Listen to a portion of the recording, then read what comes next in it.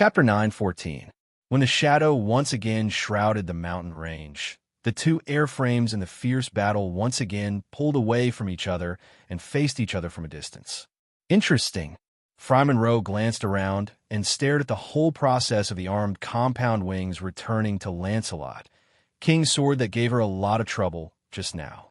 In the face of the armed compound wings with high maneuverability and excellent concealment, the slightest carelessness would inevitably lead to the tragic end of being blown up on the spot.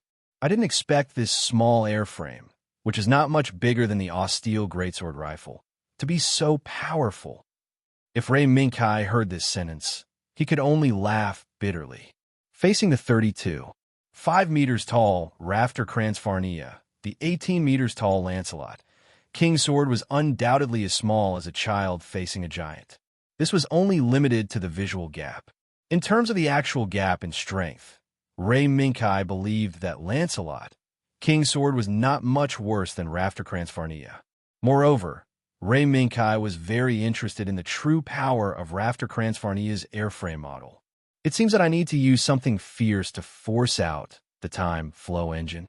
The steel wings on Lancelot, King's sword's back flapped, and the fully charged armed compound wings once again flew out and once again disappeared into the shadow of the mountain below at lightning speed. Obviously, this was a scene of the same old trick again. Seeing this scene, Fry Monroe's eyelids suddenly twitched a few times. Really troublesome. After Fry Monroe cursed in a low voice, she quickly controlled Rafter Cransfarnia to raise the Austeel greatsword rifle in its hand and fire to the shadow of the mountain below. The brilliance of the light beam flashed by, and multiple fireballs exploded at the same time. However, it still couldn't stop Rafter Cransfarnia from being besieged by the armed compound wings again. What's more, this time it was not only the armed compound wings that took turns to attack, but also Lancelot. King's sword was waiting for an opportunity. The power of the SL-01 sword from the lake in the hands of Lancelot, King's sword, was not much weaker than Rafter Cransfarnia's Augen greatsword rifle. Fry Monroe, who was dealing with the metal composite wings, was in a terrible fix due to the continuous attacks from the laser beams. Fry Monroe gritted her teeth and decided to ignore the elusive armed composite wings that came and went like the wind. She directly charged toward Lancelot, King's sword. The impact force of the 32, 5-meter tall huge body instantly burst out and pressed down on Lancelot, King's sword. The Augen greatsword rifle in his hand continuously fired, continuously resisting the pressure brought by the armed composite wings around him, blocking the way out of Lancelot, King's sword. Boom! He spoke slowly, but acted quickly. In just a few breaths of time, Augen's greatsword rifle, which had changed back to its blade form, slashed fiercely on the radiation shield that Lancelot, King's sword, had deployed. Sparks flew everywhere. The silhouettes of the two bodies flickered. But Rafter Cransfarnia's blade was still unable to break through Lancelot, King's sword's radiation shield. The thin light shield was like a mountain in front of the world. It was indestructible, making Augen's greatsword, which was enough to shatter any body, unable to move forward. This damned energy shield. How can it be so hard? Suddenly, Fry Monroe intuitively saw a flash of red lightning in the corner of her eyes. A strong sense of crisis made her immediately control the body to make an emergency dodge. The red lightning flashed in the blink of an eye. It was the moment a piece of armor that was cut off from Rafter Cransfarnia's body fell into the darkness below. And Fry Monroe, who had escaped this life and death crisis, discovered that the red lightning was a blood-red blade in Lancelot, King's sword's hand.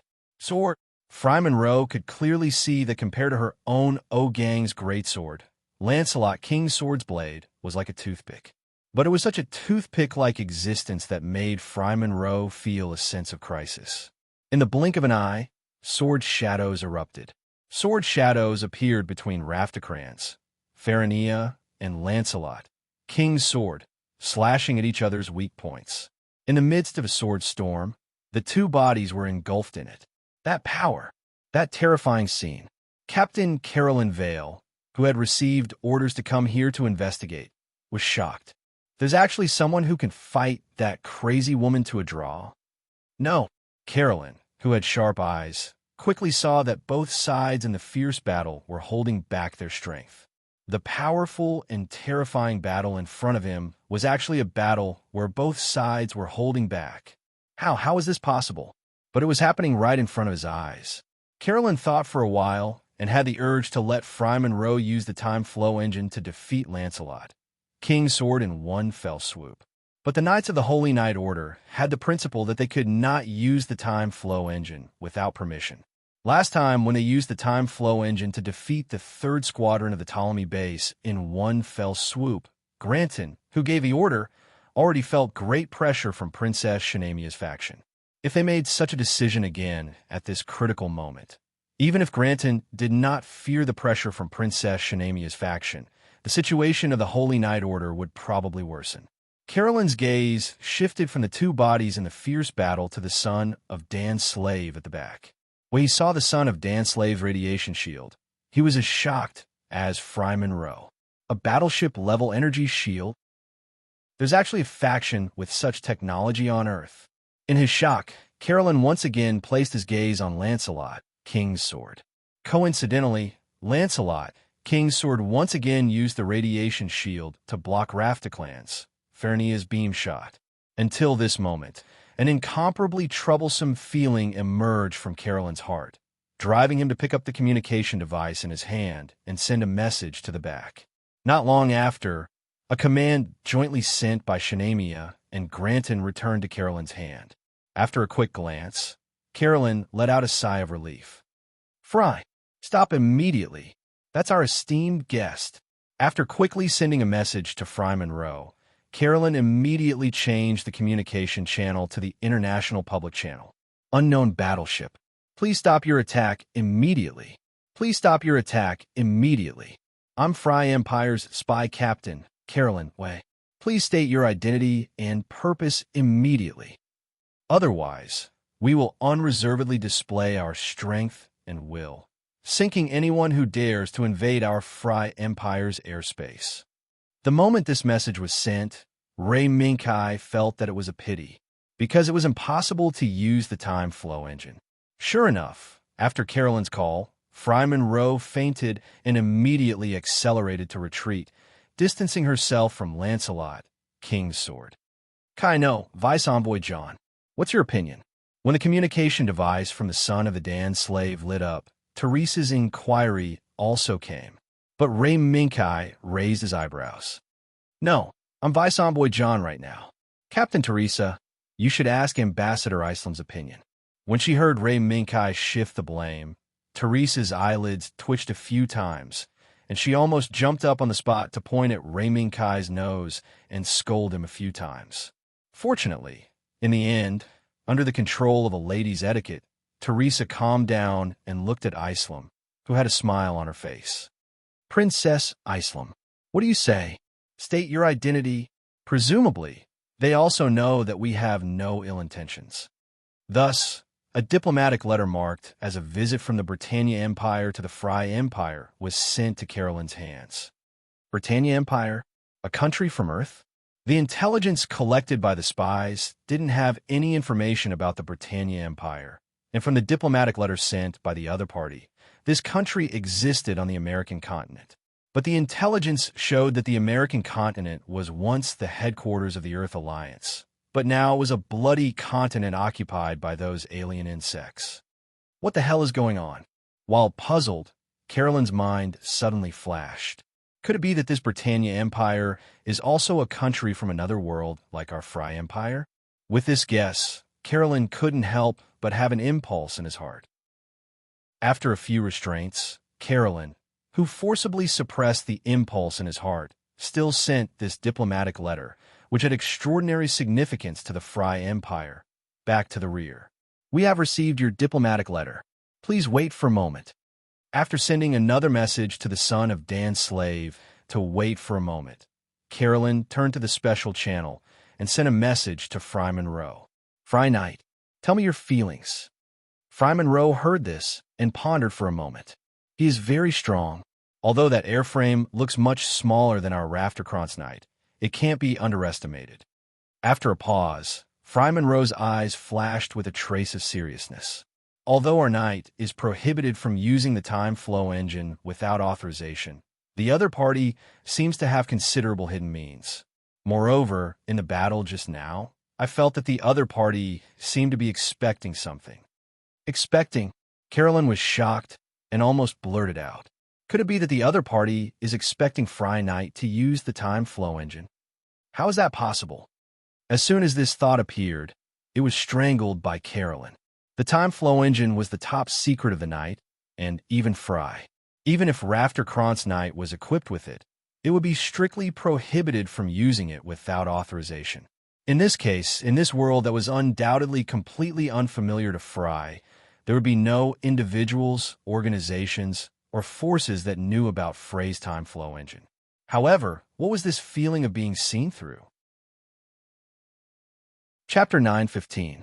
Somewhere in the port, a figure was standing in front of the floor-to-ceiling window, looking at the warship slowly entering the port with a faint smile. If I hadn't expected this, I wouldn't have recognized you. Son of the Pill Slave. Looks like this is fate's arrangement. After many negotiations, the son of the Pill Slave was finally allowed to enter the Smith Sea with the identity of the Britannia Empire's diplomatic envoy, arriving in front of the Fry Empire. However, this release was undoubtedly a slap in the face to Fry, Shawnamia, Granton, and the other Fry higher-ups. After all, as the most powerful Fry Knight, they were forced to the point where they couldn't win without using the time flow engine. This made the Holy Knight Order led by Granton feel embarrassed. Let's end this competition here. Your Highness, the Holy Knight Order still has some matters to attend to. Please allow me to take my leave first. Granton saw Fry Monroe's figure from afar and casually found an excuse to leave. His departure also took away the pressure hovering above the room, making everyone's shoulders feel lighter. Cough. Since there was a new guest, then this competition should end here. Anyone who comes is a guest. No need to be too serious. Under Shawnamia's signal, Head Chancellor Dania slowly opened his mouth and decided the result of the ongoing competition. Seeing this, Dylandal didn't insist on a winner. In the end, this was just a test of strength and a test of strength. From the unfamiliar warship slowly entering the port and the change in attitude of Granton and the others, this test of strength had been returned in their place. After thinking carefully, Dylandal nodded. Head Chancellor is right. We came here with friendship. Therefore, we don't want any situation that makes both sides unhappy. In fact, when the son of the Pill Slave appeared, the two warships had already distanced themselves from each other, staring at each other while observing the sudden appearance of the son of the Pill Slave. Once the signal to stop fighting was sent out, both sides took advantage of the situation and stopped all fighting, returning one after another. Just as everyone heaved a sigh of relief at the end of this storm, Halbarton, who was slightly behind, frowned slightly. Why is this ship different from the one in the picture? In fact, it was no wonder that Halbarton was puzzled. After all, the information he had obtained was a photo taken by Jemingard before the son of Dan New left Earth. No matter how good Jemingard's intelligence was, he probably didn't expect that the son of the Dan slave would undergo a 180-degree transformation in front of the throne. He had completely changed his face. Fine. If it really was that person, this little accident was normal. It's just that it's not easy to get close now. With such a decision in mind, Halbarton, Dillandar, and the others left the port first. They followed Dania's arrangements and headed to the place where they would stay. Shanamia, on the other hand, led the remaining civil officials back to the port to welcome the Pill Slave son. Today is really full of twists and turns. Although there were some twists and turns, Shanamia's heart miraculously felt a trace of relief, especially when she saw the blonde girl who led the diplomatic delegation down from the son of Dan New. Shanamia felt an inexplicable sense of familiarity. Guyan, nice to meet you. I am the head of the diplomatic delegation of the Britannia Empire, Ethylum Vicelucia. On the orders of Her Majesty, Euphemia, Britannia, I have come to visit the Free Empire. As a princess, Shanamia could tell at a glance that the blonde girl in front of her had received a good royal education. Her every move was definitely not the performance of an official of the empire. Rather than an official of the empire, it was better to say that the girl in front of her was like her, and Shanamia, a girl with the title of princess. This was Shanamia's intuition. The intuition that came from her identity as a princess. Guyan, nice to meet you. I am the princess of the Free Empire, and also the ruler of the empire, Shanamia, Eterna Fra. Welcome to Free. At this moment, the sparks that burst out between the two princesses from different countries attracted the attention of others. Ray Minkai, on the other hand, hid himself in the crowd and secretly observed the situation in the port. At first glance, Ray Minkai saw two very familiar warships. Close to the son of Danslave was the Drak-class frigate used by the Earth Alliance. Next to the Drak-class frigate was Zaf's Nazca-class high-speed warship. It was really rare for two arch-enemies to be able to dock at the same port so peacefully. This also meant that Jemengard's information was not wrong. The Earth Alliance's Ptolemy Moon base front army led by Hal Barton had reached a certain level of agreement with Dillandar. These two families had most likely already entered Free Eye's territory. Of course, no matter how much Ray Minkai speculated, he probably couldn't have predicted that the competition just now would be ruined by his sudden appearance. The crowd stopped in the aisle, leaving Granton alone to open the door and enter the office. As the door slowly closed, Granton's calm expression gradually turned serious. It seems that this performance is not to your liking. Your Excellency Granton. A somewhat lazy voice quietly sounded, causing Granton to subconsciously look in the direction of the sofa. As far as the eye could see, a young man with long silver hair, tied into a ponytail, was leisurely holding a glass of red wine. He was looking at Granton with great interest, as if Granton's dignified expression was a beautiful sight to behold. Mr. A.G., I'm sorry. Granton's expression changed a few times before finally calming down. In the sound of heavy footsteps, the burly man came to the opposite side of the silver-haired man and reached out to pick up the bottle of red wine in the ice bucket. Your Excellency's wine is indeed delightful. The silver-haired man smiled, made a gesture of invitation, and slowly said, "The good show just now was a bit of a pity." A pity? It was just a joke. Granton sneered, poured himself a glass of red wine, sat down, and pondered for a while. We have indeed neglected the situation on Earth. I didn't expect the Britannia Empire to appear. Granton slowly took in a deep breath as he looked at the silver-haired man. But this also proves what you said before. This world is ushering in an unexpected change. Correct. Where this change will lead this world, no one can predict. What we can do is to hold on to the power in our hands, the only power that is pitiful and weak. Your Excellency Granton. Granton looked at the silver-haired man's every move. Behind his seemingly calm expression, there were gradually waves of thoughts. Mr. A.G. This silver-haired man took the initiative to look for Fry on the first day he appeared in this world. At that time, Fry, who was occupied by the shock and panic of the new world, didn't notice this man's presence. Only after making the necessary arrangements, Granton returned to his office and found this silver-haired man sitting in his seat. According to him, this world was in the midst of a rapid change where countless worlds merged into one. If he acted rashly, it might bring about unexpected changes to Fry. At first, Granton didn't believe anything the stranger said. However, Ptolemy Base. Plant both sides' actions were predicted by the silver-haired man. Facing such a situation, Granton had to carefully consider the silver-haired man's suggestion. That's just a coincidence. Mr. A.G. Just a bunch of flowery words. I'm afraid it won't be enough to convince me, nor will it convince my subordinates. Despite that, the silver-haired man laughed out loud. You're right.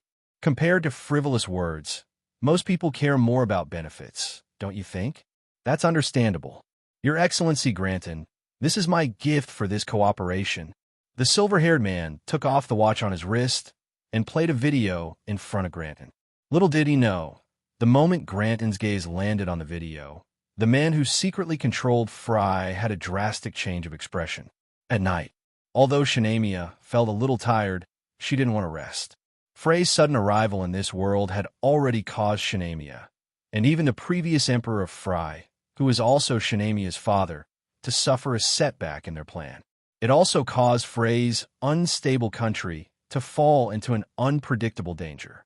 After Head Chancellor Dania arranged for the 3 visiting diplomatic groups, he returned to Shanamia's side and waited for her orders. Head Chancellor, the plan we insisted on, is it possible to continue? Shanamia sighed faintly. Head Chancellor Dania was silent. The plan that took 2 generations of effort to insist on, in the midst of the world's upheaval, suddenly turned into nothing. No matter who it was, they wouldn't simply use the word failure to summarize it. Your Highness, in fact, the assimilation plan isn't considered a failure. It's just that we need to change to another target. Another target? Shanamia was slightly taken aback and couldn't react in time. Yes, Head Warden Dania nodded.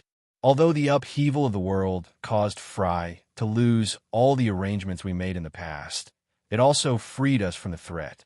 To us, this world is unfamiliar, but also brand new. If we can adapt well to the changes in this world, Fry might be able to recover once again. Although Dania's words were simple, they still expressed the concerns in Shanamia's heart. Head Chancellor Dania. However, just as Shanamia was about to speak, an earth-shattering explosion suddenly woke up Fry, who was shrouded in the darkness. The roar rumbled, impacting the hearing of all the humans who could hear this shocking change. The soaring flames that burned half the sky even more wantonly declared the arrival of destruction. That is the resting place of our people. Chapter 9:16. Flames soared to the sky. Explosions rumbled in the air. It instantly caused a commotion among countless people. What's going on? Ethylum, who had just fallen asleep, did not even have time to change her pajamas before she rushed out of her room. It's a commotion. Princess Ethylum. Fortunately, the moment she opened the door, Ethylum saw Rei Minkai's figure. Okay, I'll change into casual clothes as soon as possible. Ethylum looked around the corridor, then looked down at the nightgown she was wearing. She gritted her teeth and went back to her room to change into clothes that were easier for her to move around. Whether it was Rei Minkai or Ethylum, they did not think that this was a simple commotion. There were diplomatic missions from 3 countries, so why would there be a commotion on their first night in Free Eye? This unusual commotion was definitely not as simple as it seemed on the surface. It was very likely that they were going to escape. State 0, can you see anything? After asking his subordinates to contact the son of Dan Nu as soon as possible, Rei Minkai asked the White Cat State 0. No, I can't see anything now. Wait for me to go up and take a look. As the White Cat State 0 responded to Rei Minkai's question in its mind, it also jumped to the top floor in a few leaps and looked down at the surrounding situation. The flickering flames were reflected in its golden eyes, and it could see through the unusual movement hidden behind the flames. Armed soldiers shuttled through the streets. Behind these soldiers, there was a figure in white. Their limbs were weak, but they gritted their teeth and persevered. These people followed behind the soldiers and passed through many streets. Finally, they walked to an unknown building that was heavily guarded. When they appeared again, they were already armed with live ammunition. Some of them were even piloting mechas. This is a rebellion. White Cat State Zero's eyes suddenly shrank and realized the meaning behind this commotion. Hey, Kai, looks like we have to return to the son of Dan Nu immediately. There's a rebellion in the city. The notification from the White Cat State Zero shocked Rei Minkai. Rebellion. Rei Minkai knew that Friday would rebel. However, they never thought that it would happen on the first night of their arrival. Princess Ethylum, we must return to the Pill Slave's son immediately. All right. As for Halbarton and Dillandar, Rei Minkai believed that with the insight of these 2 old foxes, they would definitely make the same judgment. Moreover, when they decided to personally go to this strange and mysterious country, these 2 old foxes were probably already prepared to retreat at any time. right? Amidst the hurried and disorderly footsteps, the white cat, State Zero, who had arrived first, took down the Free Eye soldiers blocking the entrance. Quick, get in the car.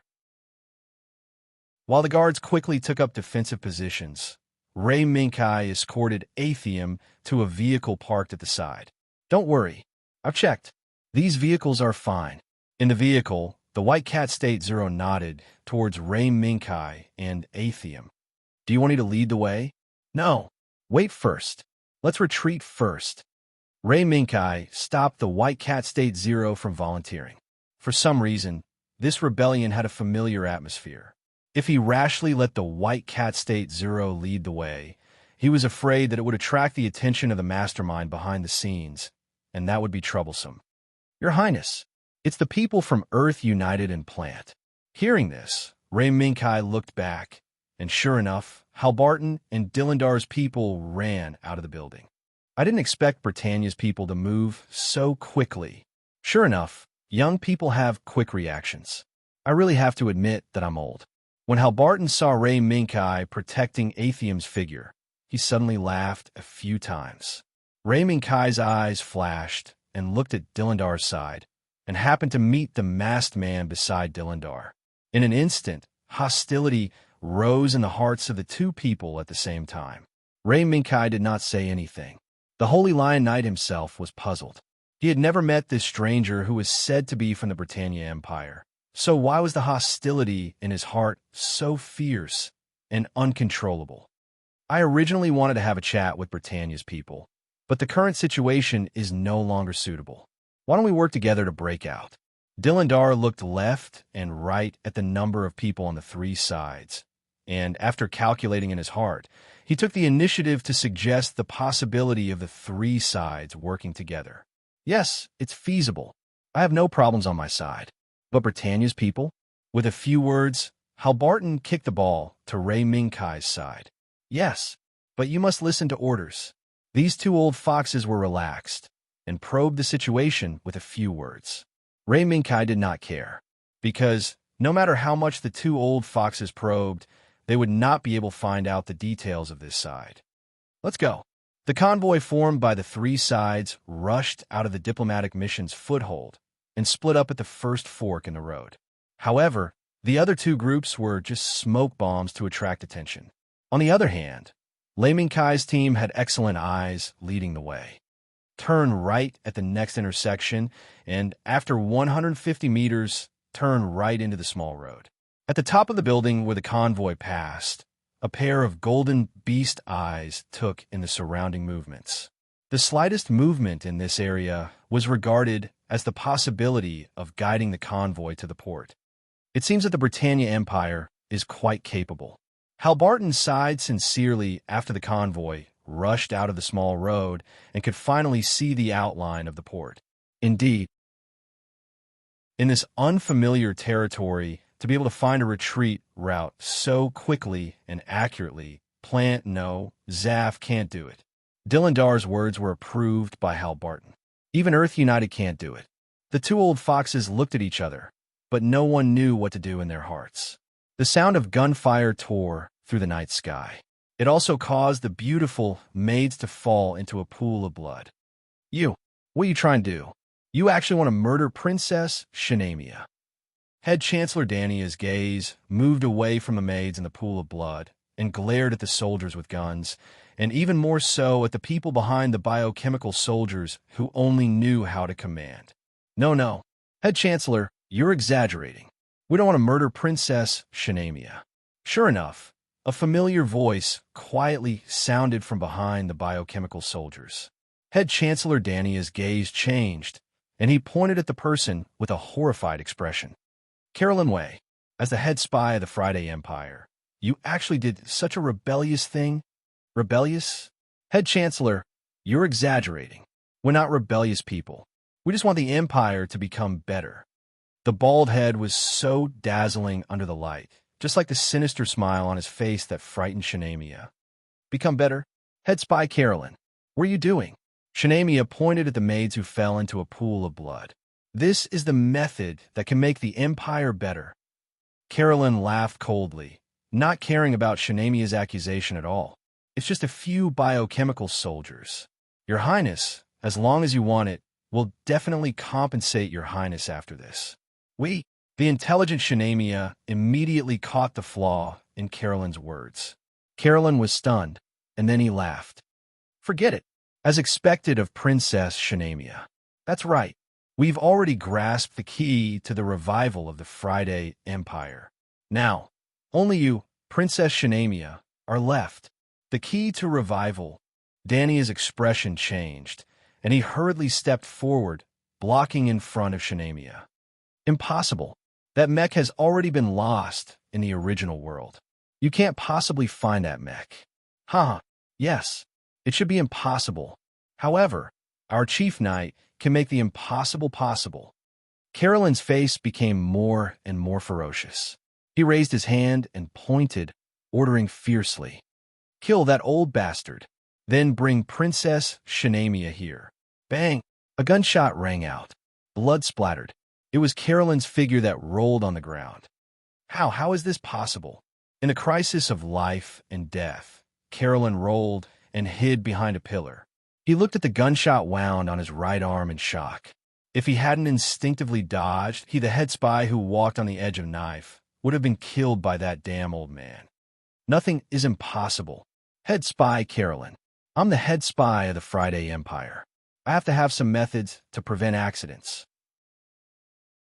Daniel waved his right hand, and the situation was instantly reversed.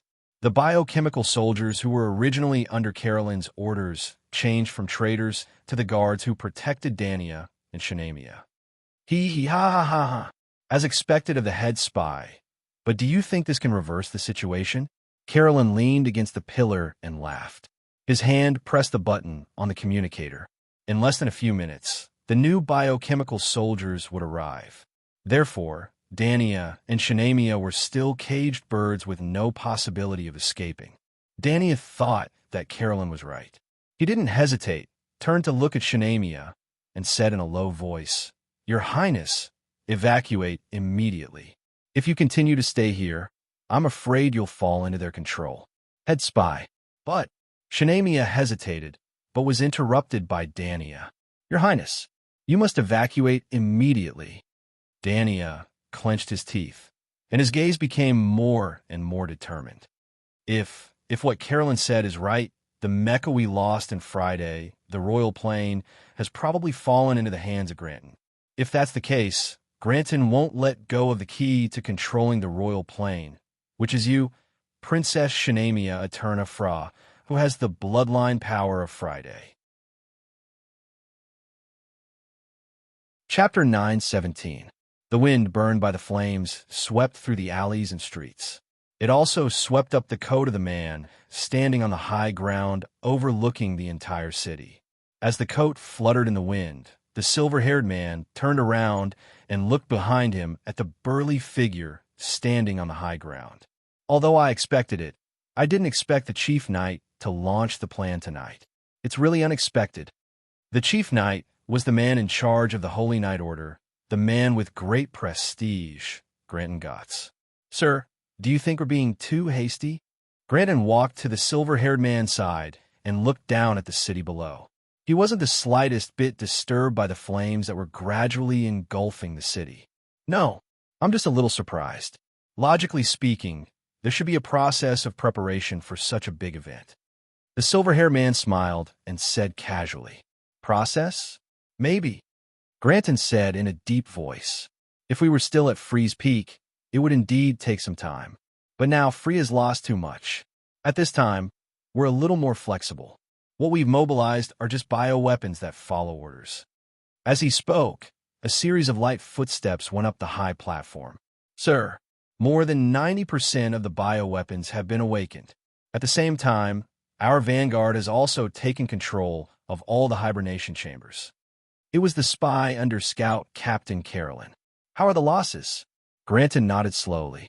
In the process of seizing the hibernation chambers, our personnel didn't suffer any losses. It's just that Scout Captain Carolyn seems to have encountered some obstacles. Carolyn? Granton's gaze changed slightly and suddenly felt something was wrong. In the entire operation, the most important operation was the one Carolyn was in charge of. Even if they successfully seized control of Free, Shanamia's existence was necessary. Otherwise, Granton would only get free on the surface. Yes, right now, Carolyn is waiting to communicate with you. The spies seem to be a little afraid. This caused Granton's expression to darken. Picking up the call, what appeared in front of Granton was Carolyn's tragic state of being shot multiple times. Looking at Carolyn's broken right arm that was only connected by flesh and skin, Granton's expression softened a little.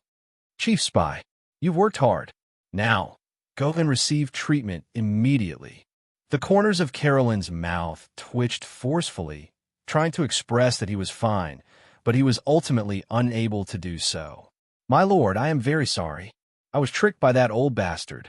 Her Royal Highness Princess Shanamia has already escaped from the palace under the cover of that old man. What? Granton's expression changed, and he almost cursed it out loud, but he held it back in the end. Immediately send people to intercept Princess Shanamia. Where's that old Dania? Dead. Under the attack of the bioweapons, the old man was turned into a beehive. Really? Fine. We must find Her Royal Highness Princess Shanamia as soon as possible. This is the key to our next step. Yes, Chief Knight. Standing at the side, the silver-haired man who witnessed the entire process said with slight regret, "It's rare that you have finally found the long-lost treasure, but you have carelessly lost the key to opening the treasure. Fate is really a goddess who likes to play tricks on people. Fate? It's just a joke." Granton snorted coldly. His gaze shifted away from the city below and landed on the spy who was waiting for the next order. Pass down the order. Let the Paladin Knight group seal the port. Don't allow anyone to leave the port. Otherwise, kill without mercy. The spy was stunned and subconsciously asked. Those diplomatic groups seemed to be moving towards the port. Those who trespass the port, kill without mercy. Granton ordered with a murderous aura. He was very clear that Shanamia, who had left the palace, only had one path to take. That was to leave Fry through the port. Only this way, Shanamia could escape from his hands in a short period of time. Moreover, on this path, the only possibility of success was the 3 diplomatic groups. No matter which diplomatic group successfully left the port, it would inevitably lead to Princess Shanamia successfully leaving Fry, which would cause Granton to lose control of the royal plane that he had lost and recovered. The heat wave brought by the wind was getting hotter and hotter, causing Granton's blood to boil. That's right, starting from the previous emperor until now, when Shanamia was in charge and carrying out the assimilation plan, not only did Fry not begin to recover, it was getting weaker and weaker. If this continued, Fry would inevitably meet the end of its demise. Fortunately, before its demise, the royal plane that was lost due to the upheaval of the world had once again returned to the hands of Granton Gotts. He, the Chief Knight, Granton Gotts, would never allow an ending that led to Frey's demise to happen again. The royal plane that was seen as the highest and also the symbol of the strongest in Fry could only be in his hands. At the same time, Princess Shanamia, who was one with the royal plane, was the same. Boiling hot blood rushed to his heart, giving Granton unparalleled strength. Pass down the order. I want to activate the royal plane. Let Princess Shanamia see who is the one who truly controls Frey's future. Your Excellency, Granton is going to attack. The silver-haired man asked. Yes. Are you interested as well? Granton stopped in his tracks. A trace of interest flashed in his eyes. In the process of the other party handing over the royal plane, he also saw an unfamiliar royal plane that he had never seen before parked beside the royal plane. Presumably, that was the royal plane of this man who called himself Mr. A.G. Hee, just a little itchy. Moreover, I seem to have seen an old friend among those people. The silver-haired man smiled and said nonchalantly, "Oh, is that so? Then, I'll let the night not disturb your Excellency. How about that?" "Thank you, your Excellency." "Ha, no problem. Let me see what you're capable of." "Good. I hope I won't disappoint the Chief Knight." "No problem. Amidst the blazing hot wind, State White Cat Zero observed every movement around it. Suddenly, a trace of killing intent from afar made the fur on White Cat State Zero tremble and instantly stand up. Killing intent. Have I been discovered? White Cat State Zero's figure flickered continuously and rapidly changed several positions. Finally, it landed on the roof of a building and carefully searched the surroundings. In the end, it did not find any abnormalities. Did I sense wrongly? No, that's impossible. That murderous intent was real. Who is it? Just as White Cat State Zero wanted to search more carefully, its gaze suddenly paused and fell on a certain alley. Kai, turn left 50 meters ahead. After passing the first intersection, turn right and advance 50 meters. After quickly informing Ray Minkai, White Cat State Zero flickered again and went straight to the location it discovered. Rapid panting sounds, quickly disappearing strength, faster and heavier steps, and the constantly rising sweat that slid down from the forehead across the cheeks, dripped, and wet the collar, were all telling Shaunamea Eterna Fra. They were all telling her Royal Highness Princess Free. Her body could no longer hold on. Now that she was about to be exhausted, there was a burst of chaotic and hurried footsteps behind her. It was the biochemical soldiers, those killing machines that only knew how to follow orders. In front of these killing machines that only listened to the Holy Knight Order and that man's orders, Princess of the Fry Empire, Shaunamea Etna Fra's name was just a fake existence. It was simply no match for that man's words. In the scream, Shanamea's legs went soft and she fell to the ground. The luxurious and soft clothes on her body were suddenly stained with dust. More seriously, the skirt was caught on the side of the debris, tearing a big hole in it. Shaunamea, who used all her strength, could barely feel the pain of falling to the ground. She only knew to struggle as much as possible and escape as soon as possible. The footsteps were getting closer and closer. The biochemical soldiers were getting closer and closer. All of a sudden, the chaotic and hurried footsteps stopped. Shaunamea subconsciously turned her head to look. The scattered shadows and the swaying fire immediately enveloped her. It was the biochemical soldiers. It was those silent biochemical soldiers that only knew how to follow orders. Even though the faces of these biochemical soldiers were covered by wide helmets, Shaunamea could still feel the cold gazes from these killing machines. Am I going to be captured? Shaunamea gritted her teeth and tried everything. My name is Shaunamea Etelna Fra. Soldier, stop. However, Shanamea's shout did not stop the biochemical soldiers from surrounding her. The silent soldiers came from all directions, encircling Shanamea in the center, completely sealing off her escape route. Now, Shaunamea Etna Fra, this Fry Princess, was already a caged bird.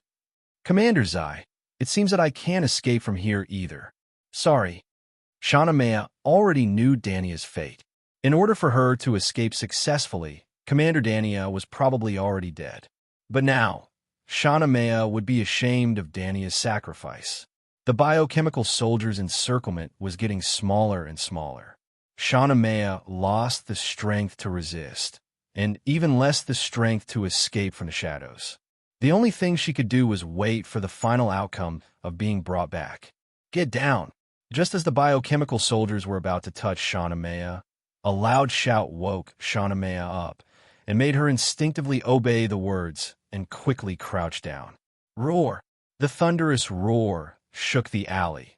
The huge steel body broke through the biochemical soldiers' encirclement, and the swaying fire once again enveloped Shaunamea. And in the fire, a figure reached out to Shaunamea. Sorry to scare you. Your Highness Princess Shaunamea. Chapter 9:18. Shaunamea sat in the carriage, feeling the comfort brought by the soft seat, feeling a trace of vitality in her exhausted body. Then she raised her eyes and looked at the face sitting opposite her, the face she had just met. It was a delicate and beautiful face. Ithilum Visser Eliostia. How do you feel? Are you hurt? The other party seemed to be attracted by Shanamea's torn skirt. No, I'm just a little tired. I'm not hurt.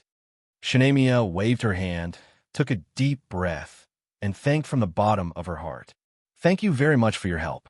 But if you intervene and freeze matter now, I'm afraid it will be disadvantageous for you, right? As Shanamia spoke, she also secretly observed the surrounding situation. She understood very clearly that Athylam and the others should have retreated to the port to take refuge. In fact, even if we don't intervene, I'm afraid that the General Knight won't let us leave here so easily. The body of the car sank, and the door opened and a young man returned to the car. However, after the young man returned to the car, he changed his face in the blink of an eye. It was the face that saved Shanamia from the biochemical soldiers. I didn't expect to scare Princess Shanamia. I'm very sorry.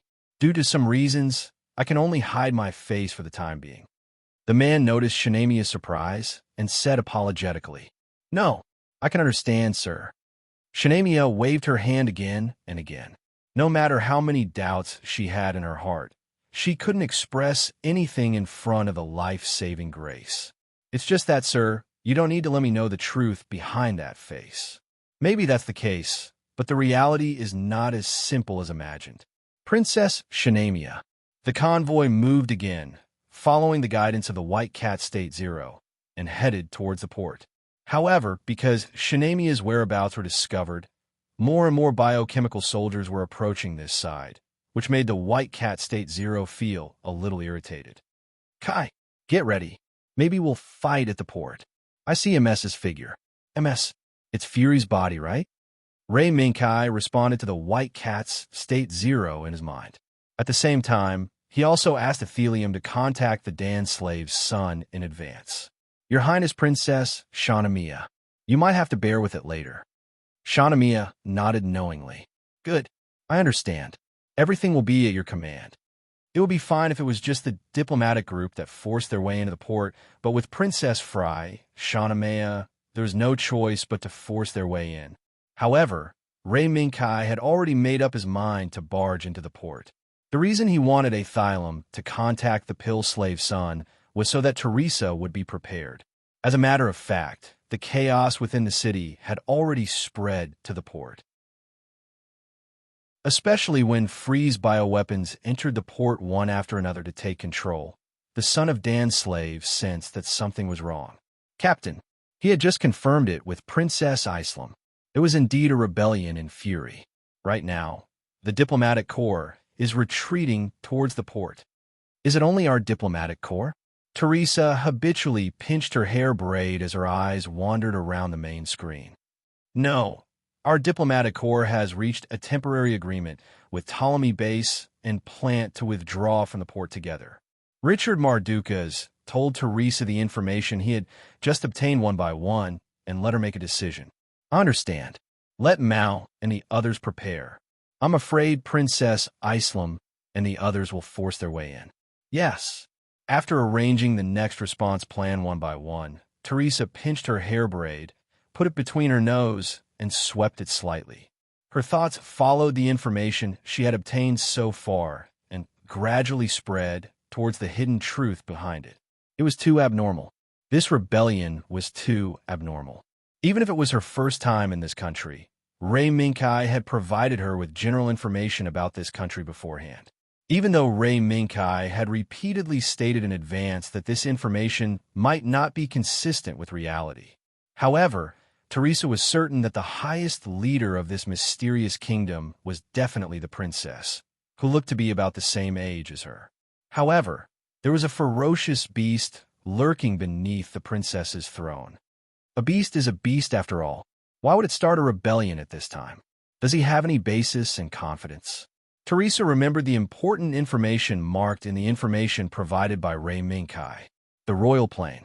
Princess Shanamia. These two were of great significance to Fury.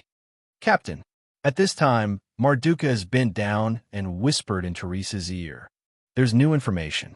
Our convoy met Her Royal Highness Princess Shanamia and took her under our protection. From the current situation, the rebels seem to want to capture Princess Shanamia. Okay, I understand. All the clues were clear. Tonight's rebellion seemed to be without a clue, but in fact, it was rooted. The truth of everything was most likely on that sovereign plane. Inform everyone. Let the Urzu team attack immediately.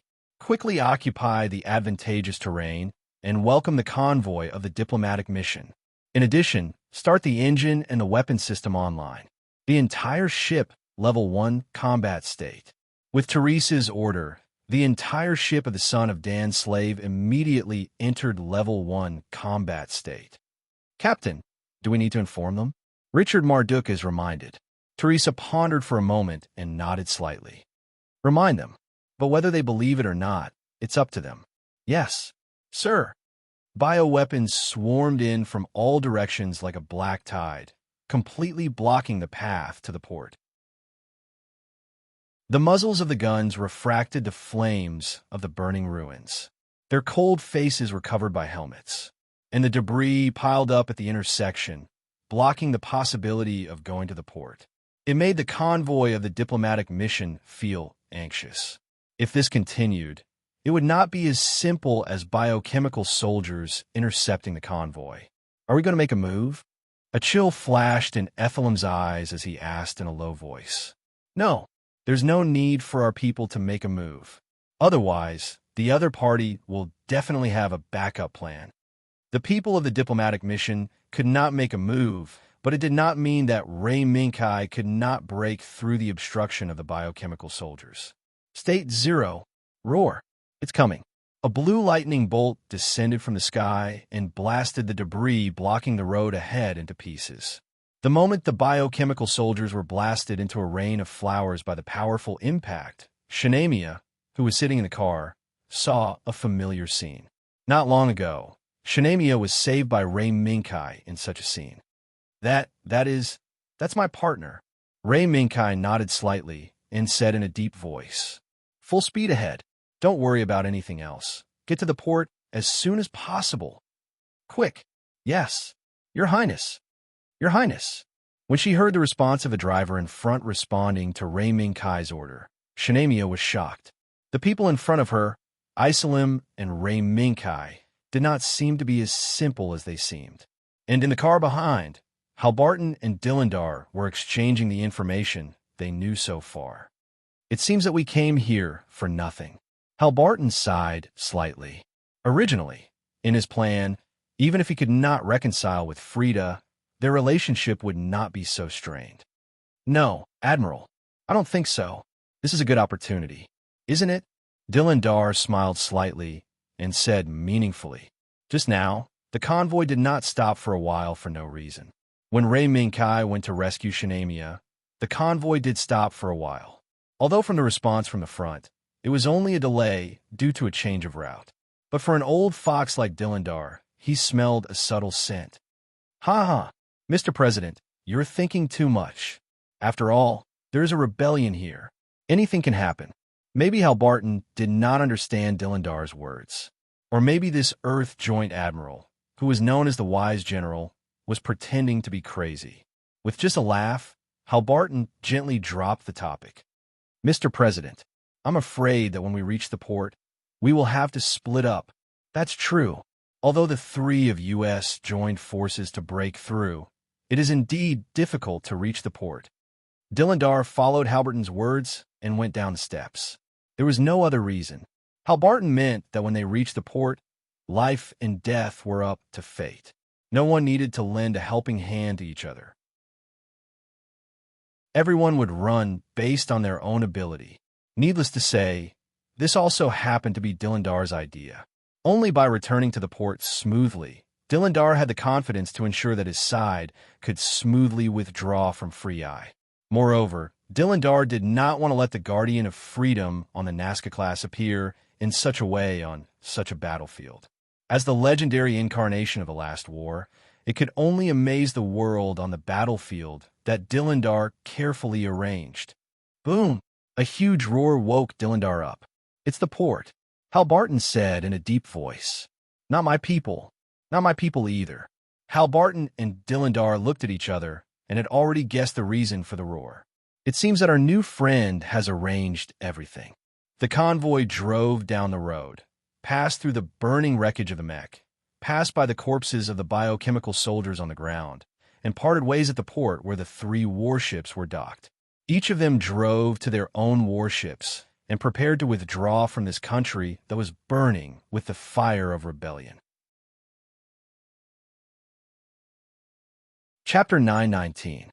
Before the sound of tires rubbing against the deck could be heard, Ray Minkai opened the door and rushed towards Neku. Athylum, bring Princess Shanamia to the bridge. Yes, Your Highness. Athylum responded and then reached out her hand to Shanamia. Come, let's get out of here first. This side is already in combat mode. Shanamia looked at Athylum's hand, then raised her head to look at Ray Minkai, who was being saluted by the logistics personnel, and finally nodded in agreement. Okay, please lead the way. Quick, those who have completed the mission, evacuate immediately. Evacuate immediately. Lancelot, King's sword is about to attack. Everyone, evacuate immediately. Before leaving, Shanamia heard the squad leader's constant shouts. Lancelot, King's sword, system activated. Pilot login verification, pass.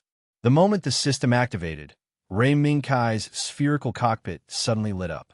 As the arc-shaped screen in front of him flashed with data, the system locked onto Athylum and Shanamia's figures until the 2 women left Neku. Kai, there's a situation. When White Cat Zero's figure appeared in the cockpit, a surveillance image of a certain port appeared on the screen. It was a surveillance image located at the highest point of the port and, at the same time, able to take care of the port gate. From the image, it could be seen that under the attack of White Cat Zero transformed into a wild lion, the defeated bio soldiers gathered again and began to advance towards the interior of the port. And behind these bio soldiers, there were freeze mechs. 2 Volants piloted by squad commanders, 2 close combat Gundars, and 4 marksmanship Don Olympi. Hee, what a classic combination. Ray Minkai glanced and recognized the mechs that were captured by the surveillance camera, but he would not believe that it was free. No, it would be all of Gran's forces. Until now, there was no trace of the night mech with the time flow engine. Teresa, can you hear me? Ray Minkai connected to the bridge. Yes, I heard it very clearly. Teresa seemed to have been waiting for Ray Minkai's call for some time.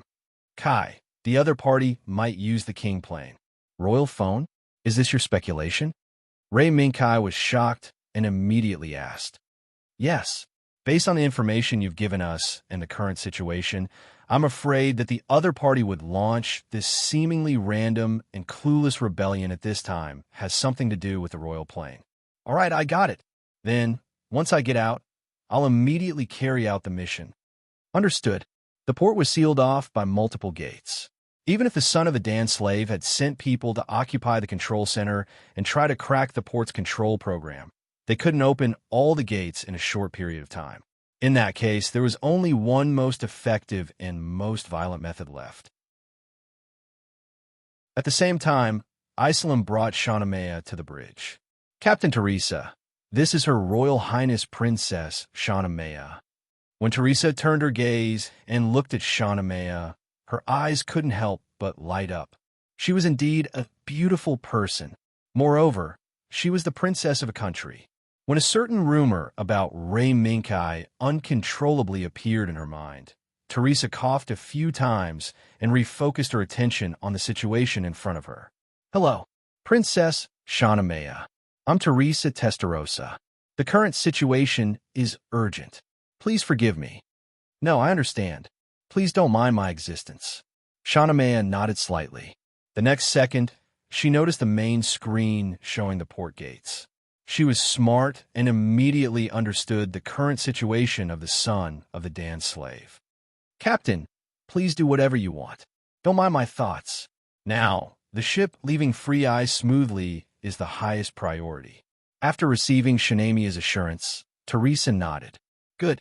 Then, inform His Royal Highness and the URZU team that after Lancelot, King's sword attacks, the son of the Dan slave will launch the main cannon and directly bombard the port gates. At that time, there may be a strong airflow disturbance.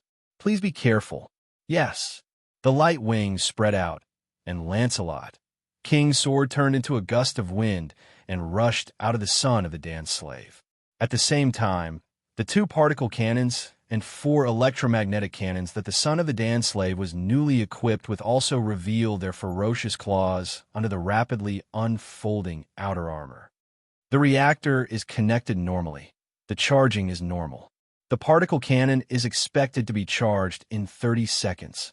The electromagnetic cannon's energy connection is normal. The magazine is loaded. Enter the target data. Locking is complete. The moment a series of firing procedures and commands were completed, a device rose in front of Teresa. A firing device that transformed from a cube into a trigger in the blink of an eye. The particle cannon is charged. The firing rights are handed over. Teresa took a deep breath and raised her hand to hold the firing device. This was the first time the son of the dance slave's new main cannon fired, and it was also the first time it fired in unison. At the same time, it was also Teresa's first experience. If it weren't for the urgent situation in front of her, it might have been a very good experience. However, it wasn't bad. Teresa felt the coldness transmitted from the firing device's grip and said in a deep voice, "Son of the dance slave, main cannon, fire." Ka. The moment the trigger was pulled, the entire port was flooded by the terrifying energy that erupted from the son of the dance slave. It was even louder than the previous explosion. It was as if divine thunder had descended from the 9 heavens. A sense of shock swept through the city in an instant. The dazzling light erased the entire port from everyone's eyes at this moment, leaving only the rolling roar and the subsequent super explosion that sounded like the end of the world. Boom! Boom! Rumble! Under the barrage of the son of the dance slave's main cannon, the several gates that isolated the port from the outside world were like fragile paper, collapsing at the first touch. Under the terrifying torrent of energy, the solid gate that was strong enough to resist the attack of a fleet was broken in an earth-shattering explosion, revealing the vacuum of nothingness in front of the son of dance slave. Boom! The moment the void appeared, a terrifying suction force suddenly descended. In the blink of an eye, all the air above the port, all the unsecured debris, vehicles, and even the biochemical soldiers that had just occupied the favorable terrain were all sucked into the void. Even the more terrifying the suction force, the more than 60 tons of Frey's body began to sway, almost unable to stabilize its posture. Ta! Ta! In the sound of hooks being fixed, Lancelot, King's sword, and the 3M9XS successfully fixed themselves on the deck of the son of the dance slave. Looking at the struggling figure in the wind that swept everything into the vacuum of nothingness, crews couldn't help but shudder. So scary. So scary. Space is really a dangerous place. I kind of miss the warm earth. Melissa Mao and Xiangliang Sosuke nodded in agreement. Get ready. The enemy's attack will come soon. Ray Minkai reminded. Now that the gate was broken, the Frey's army around the port was either dead or injured. Even if there were still survivors, they would probably be struggling under the terrifying suction force. This was undoubtedly a good opportunity for the 3 forces. As a matter of fact, the Nazca-class high-speed warship that Dylandal was on was the first to set sail. With the help of the powerful suction force, the Nazca-class high-speed warship left the port faster and faster. Soon, it rushed out of the port and returned to the void of space. Before it left, a message of gratitude and an invitation to visit the plant from Dylandal was also sent to the son of the dance slave. Dylandal, that old fox, is really watertight. Your Excellency, I can't thank you enough. If you have the chance, please go to the Ptolemy base as soon as possible. I'll be waiting for your arrival there. Behind the Nazca-class high-speed warship was Halberton's warship. Okay, unlike Dylandal, Ray Minkai had more connections with Halberton. Not to mention other things, just the arrangements left behind by Gemengard and the Ptolemy base were enough for Ray Minkai to personally go there. Okay, friends have all left. Next, it's our turn. Son of the dance slave, set sail. At the same time as we leave the port, turn to MS, anti-air combat mode. Radiation shield, activate. Everyone, execute it immediately. Yes. As the son of the Dan slave set sail, the 12 anti-air cannons hidden on both sides of the ship's hull were activated one after another. At the same time, they activated the anti-air combat program against MS. The son of the Dan slave once again returned to the void. However, this did not mean that the son of the Dan slave was safe. On the contrary, it meant that the son of the Dan slave had stepped into another dangerous situation from the danger of Frey's rebellion. Murderous intent suddenly surged forth. Lancelot, Sword of the King's light wings flapped, and in the blink of an eye, he disappeared from the deck of the son of the Dan slave. In the next second, a flash of light exploded above the son of the Dan slave, and the figure of Lancelot, Sword of the King, appeared once again. However, Lancelot, Sword of the King, fell rapidly for a few seconds before stabilizing his flying posture under the maximum output of his light wings. Moreover, the radiation vibration sword in Lancelot, Sword of the King's right hand, actually showed signs of shattering. Is the difference in strength too great? Ray Minkai glanced at the radiation vibration sword that could no longer be used and frowned slightly. This was to be expected. The sun's radiance was covered by the shadow of a huge figure. The shadow cast by it easily covered Lancelot, Sword of the King. It stared at Lancelot, Sword of the King, like a legendary king. Because now, Lancelot, Sword of the King's opponent, was not any of Frey's mass-produced models, but the strongest symbol of Frey, the King's Plane. Chapter 9:20. The King Plane Grandet was 8 meters tall, which was 3 times the height of the current Lancelot, King's Sword. Such a huge body brought about a huge advantage in terms of strength.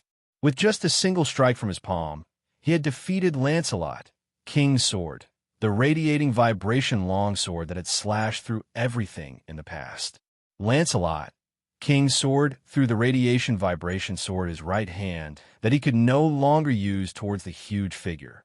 Although it was full of momentum, it couldn't shake the opponent at all. The pinnacle mech, called the Royal Mech, simply waved its hand and slapped the damaged, radiation-vibrating longsword into the depths of the void. As expected of the King Plane, this kind of power is indeed something that the current Lancelot, King's Sword, can't resist. Ray Minkai's hands moved continuously, controlling Lancelot, King's Sword, to switch the sword from his left hand to his right hand. Then his left hand opened up the radiation light shield and once again assumed an attacking posture. However, the opponent's attention wasn't on Lancelot, King's Sword. "I'm Geraint Gotts. Princess Shanamia, you're on that ship, right?" The majestic male voice resounded through the public channel, but there was no response. In the bridge of the Dan slave's son, Teresa and Ethelium looked at Shanamia, waiting for her response. But Shanamia shook her head slightly. "I can't respond, or else Geraint won't let this ship leave here." The truth was indeed so. If Shanamia responded on the spot, refuted, or even reprimanded Geraint, the next second Frey's army would come out in full force to encircle the Dan slave son. "Actually, I have a question. Princess Shanamia, is there no one in Frey who supports you?" Ethelium, who was also a princess of a country, immediately grasped the key point. Shanamia was stunned, then shook her head. "Head Commander Dania should have sacrificed himself in order to protect me.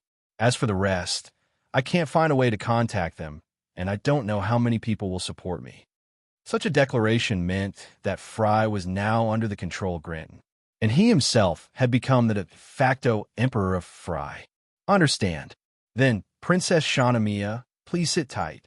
This conversation naturally reached Ray Minkai. Tarsus system, activate. The difference in strength didn't mean that Ray Minkai was powerless against Wang Ji. Granton's gaze turned cold as he controlled his royal aircraft to launch an attack. However, this was aimed at Lancelot, King's Sword. Granton understood that only by striking down Lancelot, the King's Sword, could he truly threaten the Dan slave's son.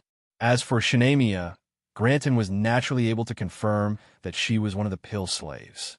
"This attack will be the time of your death." The royal plane, Grandite, clenched his fists, and a dazzling green light burst out. Then, He turned into lightning and rushed to Lancelot, King's sword in the blink of an eye. Its right claw, which was emitting a dark green glow, fiercely clawed at the chest and abdomen of Lancelot, Sword of Kings. However, when it pierced through the body of Lancelot, King's sword, the alarm in Granton's heart rang loudly. His powerful battle instincts took the initiative to control his body, driving the royal plane, Grandite, to turn around abruptly and wave his left fist to the back. In the end, however, he managed to destroy an afterimage. The Lancelot King's sword that had been pierced through by the right claw was the same. Has my movement been seen through? Granton's expression changed, and his gaze became vigilant. Killing intent suddenly appeared. At the critical moment, the royal plane, Grandite, quickly turned around and kicked out a powerful whip kick. Granton believed that this attack would definitely be able to break the mass-produced machine driven by the biochemical soldier. Unfortunately, it was still the afterimage of Lancelot, King's sword, that was hit. No, it wasn't seen through. As expected of the chief knight of the Holy Knight Regiment. After just 2 exchanges, Granton had already sensed the mystery of Lancelot, King's sword. Did you predict my royal plane's movements? Staring at Lancelot, King's sword that had reappeared not far away, the guess in Granton's heart became more and more obvious. Then, can you also predict this attack? The royal plane's attack came again. 1 attack, 2 attacks, 3 attacks. The royal plane's attacks were all easily dodged by Lancelot, King's sword. However, Granton didn't care at all about the repeated attacks that missed. This strange behavior made Mecha feel a little puzzled. However, the prediction of the Tarsus system showed that the royal plane, Grandite, was still locked onto Lancelot, King's sword. Are you going to use the time flow engine? As soon as this possibility appeared, it was rejected by Mecha. Shanamia was not in the royal plane. Wait, at this moment, Mecha noticed something. Tarsus system, activate at full power. Buzz. Under Mecha's command, the Tarsus system suddenly collected all the data of this battlefield and made a deduction. In just a blink of an eye, the Tarsus system displayed the future of this battlefield in front of Mecha's eyes. It could be seen that 1 second later, the royal plane, Grandite, would explode with the most powerful attack so far. It would directly attack Lancelot, King's sword, but would be dodged by Lancelot, King's sword in advance. The problem was here. This attack that was dodged by Lancelot, King's sword, was not aimed at Lancelot, King's sword, from the beginning. Instead, it used Lancelot, King's sword, as a cover to attack the real target, the son of the dance slave. So this is what you're after, Granton.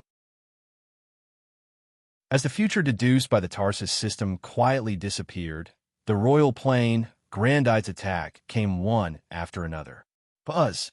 Lancelot, King's sword, put his hands together, and 2 radiation shields overlapped, facing the royal plane's attack head-on.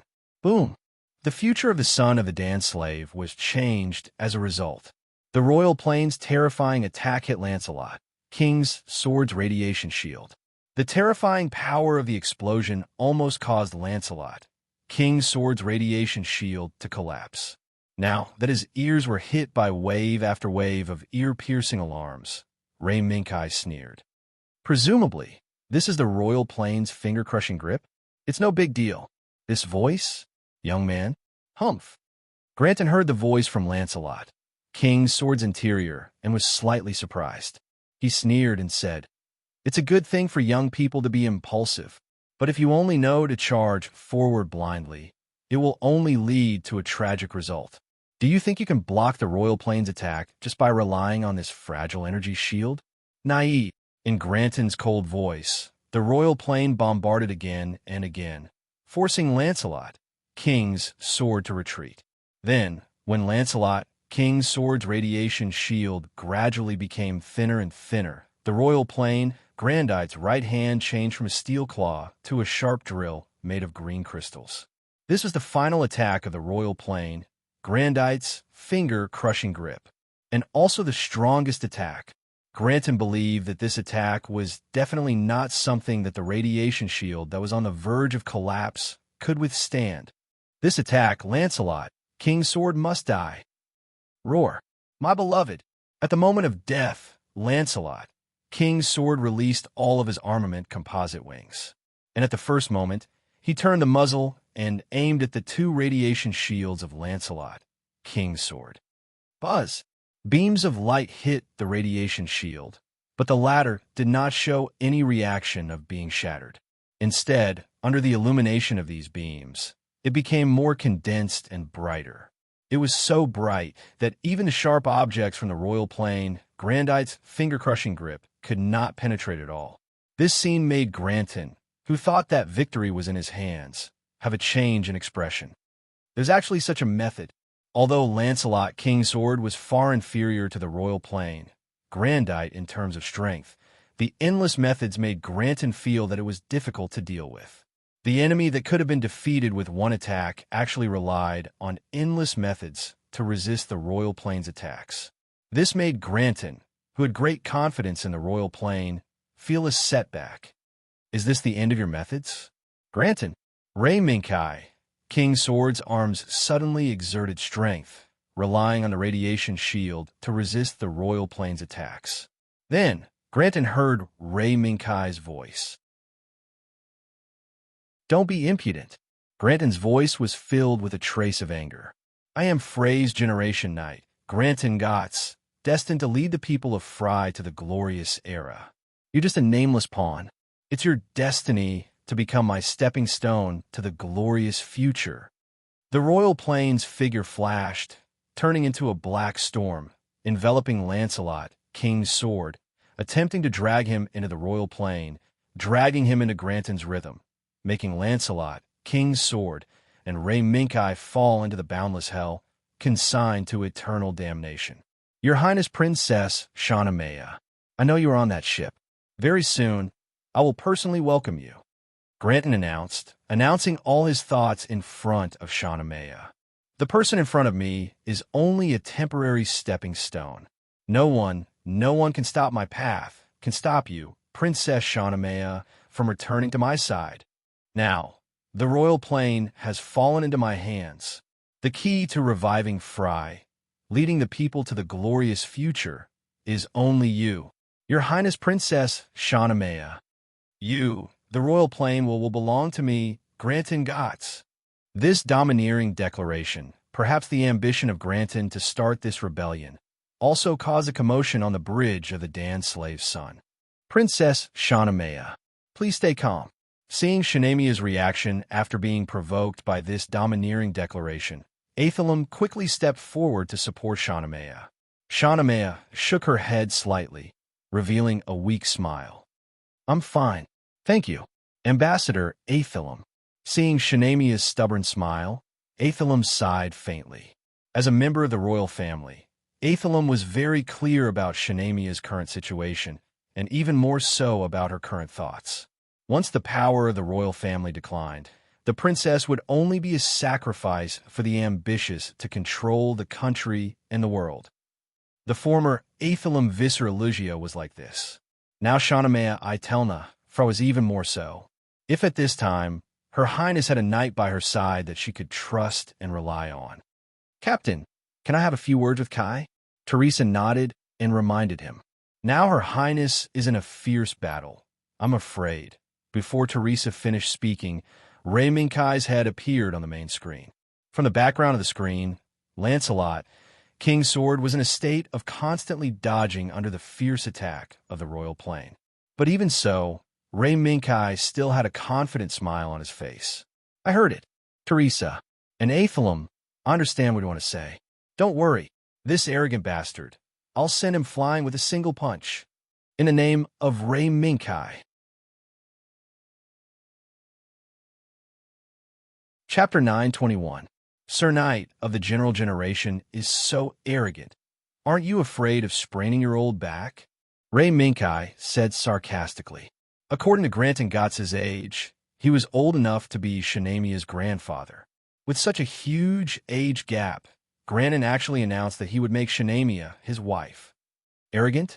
The world only focuses on the useless feelings in front of them. Age, it means nothing to me. What I care about is the royal bloodline. Hearing Granton's ruthless words, Shanamia's face showed a trace of sadness. At this point, Shanamia finally understood why Granton launched this rebellion. For the royal plane, for herself, and also to control the royal bloodline in her own hands. Don't worry, we will leave here smoothly. Ethelum softly comforted Shanamia. Your Highness will protect us. It was useless to say more. The only thing left was to fight. Royal Plane Granton clenched his hands and was about to use the finger-crushing grip again when a burst of laughter suddenly came from the public channel. Ha! What a wonderful, domineering announcement. As expected of the General Generation Night. Sure enough, it's convincing. Leonard? The appearance of this burst of laughter suddenly made Teresa's expression change, and she stood up subconsciously. Mr. A.G., you finally can't hold it in anymore? Granton said in a deep voice. No, there's nothing that I can't hold it in anymore. Sir Granton, I've already said it before. I want to catch up with an old friend. Isn't it? The knight who protects the princess. A familiar body quietly appeared from the shadow of the royal plane Granton. Stepping on the bursts of light that spread out from under its feet, it stood in the void and looked at Lancelot, King's sword from a distance. Leonard Testarossa? Raymond Kai's eyes narrowed slightly. He recognized the identity of the body, and he also recognized the owner of the body that was now driving it. Fallen Angel, and its driver, Renard Testarossa. I didn't expect that we would meet again in this way. Since you are here, then this rebellion for no reason was ordered by you? Leonard. As soon as he confirmed Leonard's identity, Ray Minkai immediately guessed the truth behind the rebellion. No, I did not instigate this rebellion. All I did was to return something extremely important to Sir Granton. Reynolds chuckled softly as he revealed the truth of how the throne opportunity suddenly appeared in the hands of Granton as if it was nothing important. How is that possible? The far-sighted king's phone has been lost in our original world. Shanamia's puzzled voice came through the internal communication of the son of Dan's slave. Even if Leonard didn't say it, Ray Minkai already knew the answer. Since the Parliament of Destiny, which was hidden in the shadow of the world, had the means to cause a terrible upheaval in the world, it was only a small matter to find the lost royal device. However, he did not expect that the reason for this rebellion was Reynolds. Let's end our touching farewell here. Knight, let's end the battle that we couldn't finish in the past.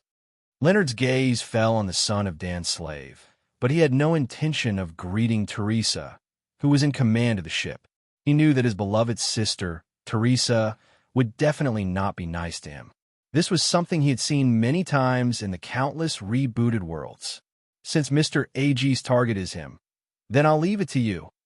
Lancelot, Sword of the King's methods made Granton feel that it was hard to deal with. Seeing Reynolds volunteering to settle this once and for all, he naturally took advantage of the situation and retreated a distance away. This is troublesome. Leonard's appearance made Ray Minkai feel that it was difficult to deal with. Son of Dan's slave, hurry up and leave here. Urzu team, cover the son of Dan's slave's retreat. The only choice in front of him was to let the Urzu team delay the royal device and let the son of Dan's slave quickly retreat. However, the royal device's time flow engine was a big hidden danger. Knight, where are you looking? Your opponent? The moment Leonard's voice became cold, a slight distortion appeared in the hands of his beloved machine, the fallen angel. It's me, Leonard. A shocking murderous intent swept over and violently pierced into Ray Minkai's mind. Virum, the radiance of the radiation shield was incomparably resplendent, but within this radiance, there were signs of distortion. An invisible arrow. Leonard's first move was the fallen angel's signature move.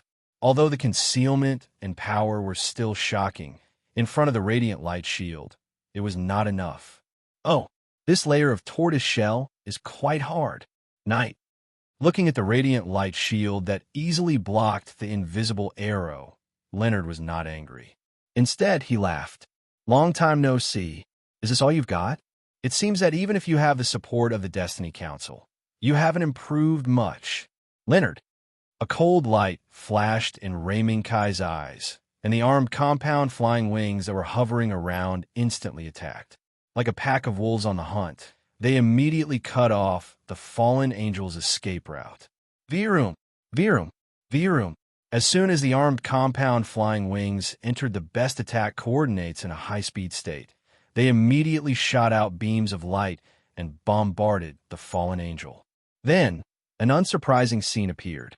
The shield activated by the Lambda Drive system blocked all the beam attacks of the armed compound flying wings, just like how Lancelot, King's Sword, blocked the fallen angel's attack with the Radiant Light shield, allowing the fallen angel to be unharmed under the attack of the armed compound flying wings. Your tortoiseshell is also not bad. Leonard. Ray Minkai glanced at the Lambda Drive field that tightly protected the fallen angel and countered with Leonard's previous words. Same to you. Leonard's gaze swept back and forth into nothingness. He clearly perceived that these little things were moving rapidly, constantly looking for the fallen angel's flaws and then launching a fatal blow. Leonard was very clear about the weakness of the Lambda Drive system, and he also knew that Ray Minkai was also clear about it. Otherwise, those damn little things would not frequently test back and forth in Leonard's visual blind spot. However, that was the previous Lambda Drive system. Now, the weakness of the Lambda Drive system had been successfully eliminated with the help of the Destiny Council. That's all. A trace of coldness appeared at the corner of Leonard's mouth, and streams of light appeared on the armor of the fallen angel, constantly swimming out from the bottom of the armor. In the blink of an eye, starting from the head, extending to the body, to the limbs, outlining a strange human outline. At first glance, it looked like the blood vessels of the human body, but it also looked like the nerves of the human body. It was really strange. See, you're not the only one who will gain new power. Knight, this is a reunion after a long separation, and also a return gift for taking care of my dear sister Tessa. In a Lambda Drive field, the fallen angel raised his hand and clenched it. Boom! An armed compound flying wing that happened to move to the fallen angel's left blind spot exploded. After the invisible arrow, is there an invisible power? Ray Minkai's eyes became solemn, and the armed compound flying wings attack program immediately changed to strong attack mode. Under the storm-like beam attack, two teams of armed compound flying wings unfolded their vibrating blades and attacked the Lambda Drive field that the fallen angel launched. Child's play. Reynolds smiled coldly. The fallen angel clenched his hands, and the two armed compound flying wings that were closest to the fallen angel exploded. Looking at the armed compound flying wings that were crushed by the fallen angel from afar, Ray Minkai's eyes gradually lit up. Perhaps he discovered the mystery of the fallen angel's new method. Fly, my family, Ray Minkai ordered, and the remaining armed compound flying wings fled in all directions.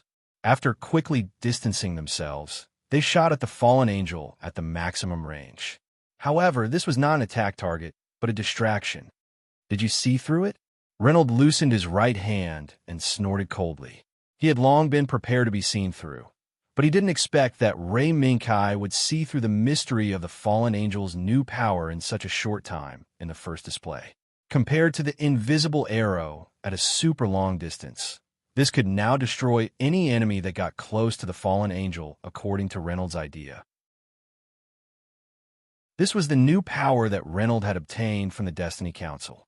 At the same time, it was also the power that Reynolds called the Absolute Domain. Unfortunately, this Absolute Domain was limited. Even if Reynolds had the intention to destroy the enemy that was beyond the range of the Absolute Domain, he was powerless. Of course, Reynolds' trump card was not limited to this. With a slight movement of his fingers, the fallen angel once again assumed the posture of drawing the bow and shooting an arrow. Buzz! A powerful energy gathered in the hands of the fallen angel amidst the mechanical noise. In the blink of an eye, a solidified arrow with a flowing silver-white light appeared in the longbow that the fallen angel had drawn. Knight, do you have the courage to take this arrow of death that you can see? The killing intent crossed the void and entangled Ray Minkai and Lancelot, King's Sword. The terrifying aura of death descended from the void and enveloped Ray Minkai. Swoosh! Sound could not be transmitted in the void. However, the moment the silver-white arrow left the longbow in the fallen angel's hand, Ray Minkai seemed to hear the sound of the Grim Reaper waving his scythe. Tarsus system. Full power. Suddenly, the world slowed down in front of Ray Minkai's eyes. Double, double, 5 times, even 10 times. At this moment. In this moment of death, everything in the world slowed down at least 10 times in Ray Minkai's eyes. At this moment, Ray Minkai could even clearly see the energy flowing on the silver-white arrow. Now, it was an opportunity. An afterimage suddenly appeared. Lancelot, King's sword, completed several rapid, evasive maneuvers in a matter of minutes and seconds. It escaped from the silver-white arrow's lock-on. Daunting, but not dangerous. Then, the remaining armed composite wings gathered in front of Lancelot, King's sword. They exploded with full speed and turned into the blade in Lancelot, King's sword's hand, stabbing towards the lambda driving force field and the fallen angel. He dodged it. It was slow to say, but it was fast to do. The moment that the sure-hit attack was dodged by Lancelot, King's sword. While Leonard was shocked, he did not forget to deal with Lancelot, King's sword's counterattack that followed. Boom! Boom! The fallen angel's absolute domain once again displayed its power, destroying all the remaining armed composite wings. Then, in the fireball that exploded from the armed composite wings, a crimson sword tore apart the fireball and ruthlessly pierced into the lambda driving force field. What? The crimson sword in front of him made Leonard feel an incomparable pain in his eyes. Playing these little tricks. Night. The fallen angel clenched his hands, and the crimson sword that had pierced into the lambda driving force field shattered with a loud bang.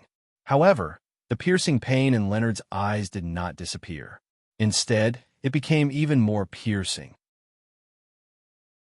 The increasingly intense pain made Leonard's eyes turn red, and he stared fiercely at the position where the crimson sword had shattered. There. It was the gap in the lambda driving force field. It was also the position where a steel arm passed through the lambda driving force field. Bang! The black shadow swept over and fiercely hit the fallen angel's head. The strong impact broke the fallen angel's head and sent him flying. Buzz, buzz! The moment the chaotic buzzing sounded in Leonard's ears, the lambda driving force field failed, and the fallen angel fell. It seems that it's not a big deal. Leonard.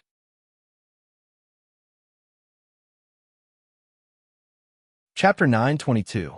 The Fallen Angel Lost. As always. But Ray Minkai felt that the victory was a little unreal. How could something created by the Destiny Council be so fragile? Thinking back to the previous encounter with Nidhogg, if it wasn't for the warrior princess going easy on him, Ray Minkai would have had to pay a price to win. In comparison, although the fallen angel used some trump cards, it was far from reaching Nidhogg's level of combat power. What was going on? Could it be that Reynolds went easy on him? Ray Minkai looked at the fallen angel who fell on the surface of the moon and fell silent after a burst of moon dust. He couldn't help but frown. Your Highness, since Reynolds has been defeated, then come back. We can't stay here any longer. Teresa also had the same doubts, but she knew that if she delayed any longer, Granton, whose plan had been thwarted, would do something else. The worst guess was that the exasperated Granton would use the dormant Fry people to threaten Princess Shanamia. By then, all of the son of Dan Slave's actions would be in vain. Okay, hold on, I'll be right there. Reynolds' defeat was so fast that it affected not only the son of Dan Slave, but also Ray Minkai and even Granton, who thought that someone could deal with Lancelot, King's sword, will be able to take back Shanamia. Mr. A.G., I didn't expect you to be defeated so quickly. Granton looked at the 3 mechs in front of the son of Dan Slave with a solemn expression. M9X.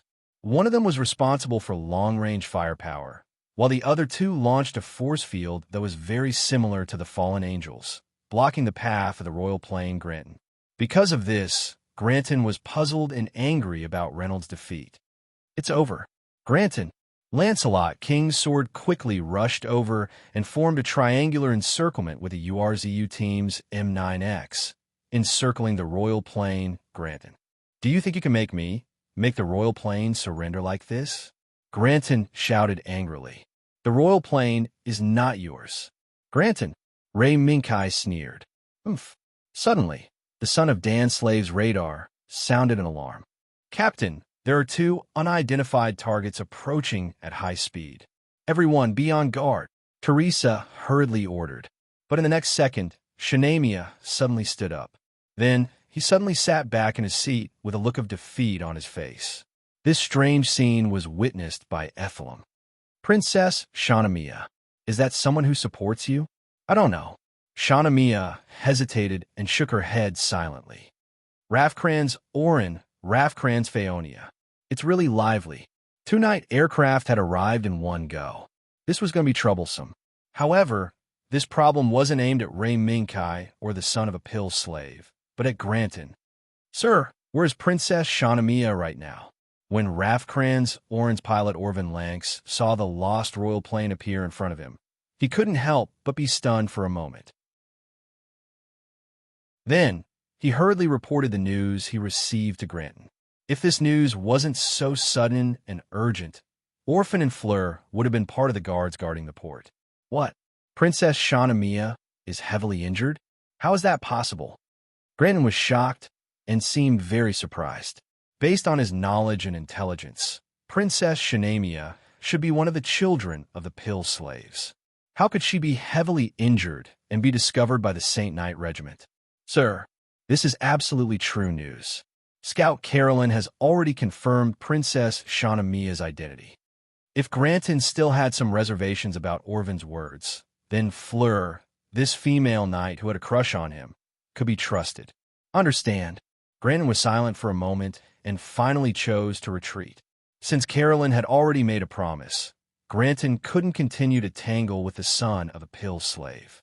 From the start of the battle until now, the son of a pill slave hadn't responded to Shanamia's request. In addition, Lancelot, King's Sword, was more difficult to deal with than Granton expected. If this continued, Granton would have no choice but to use the Imperial mech, as well as Orvin and Fleur's Knight mech's time freeze ability. This result wasn't what Granton wanted at the moment. If he revealed the Royal Plane's ability too early, he would definitely attract the attention of the world's major powers.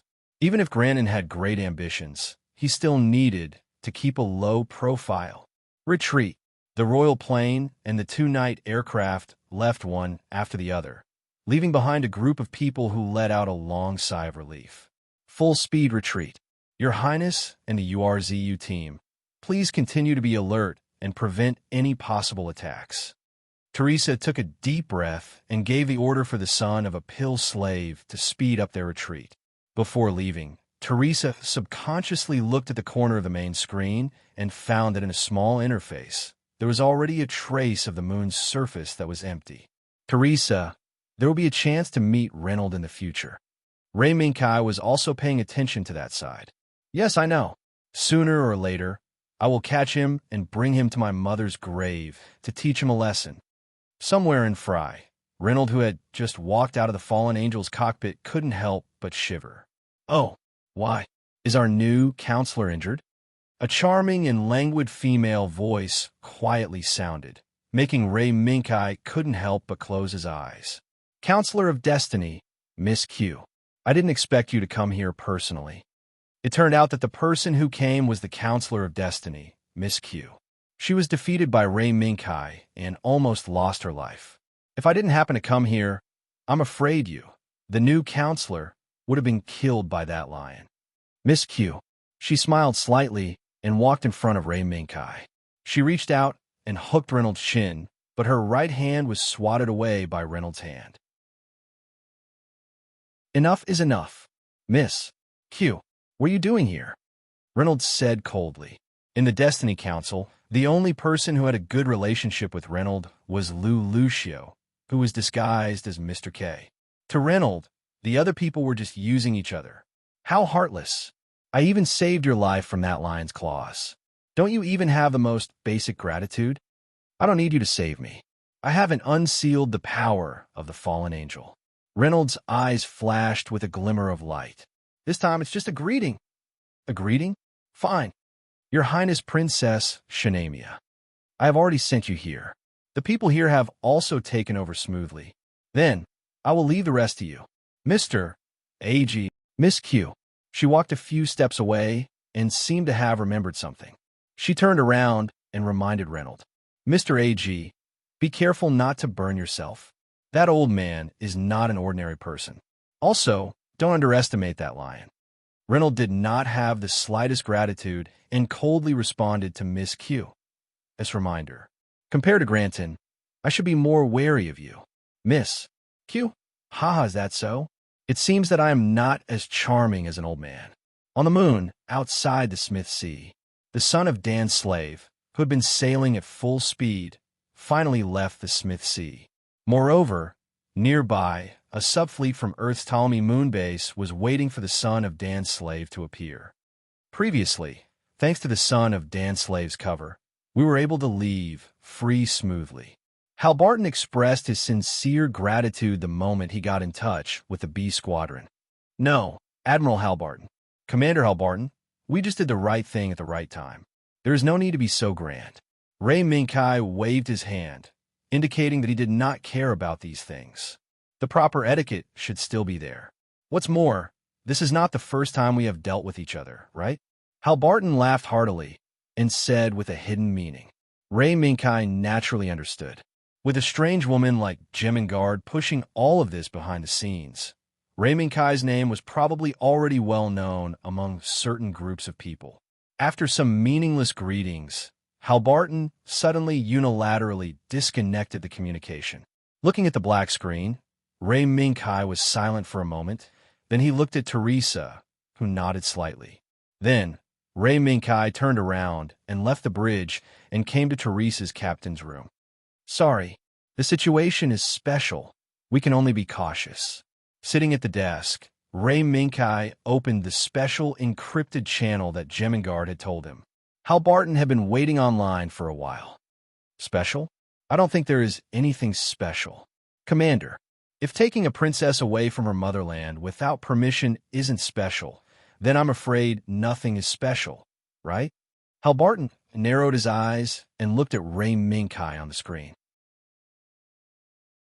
Unfortunately, Ray Minkai's face was covered by that damn silver mask, so Hal Barton could not see even the slightest change in his expression. Oh, then Speaker Dylandel also guessed the same?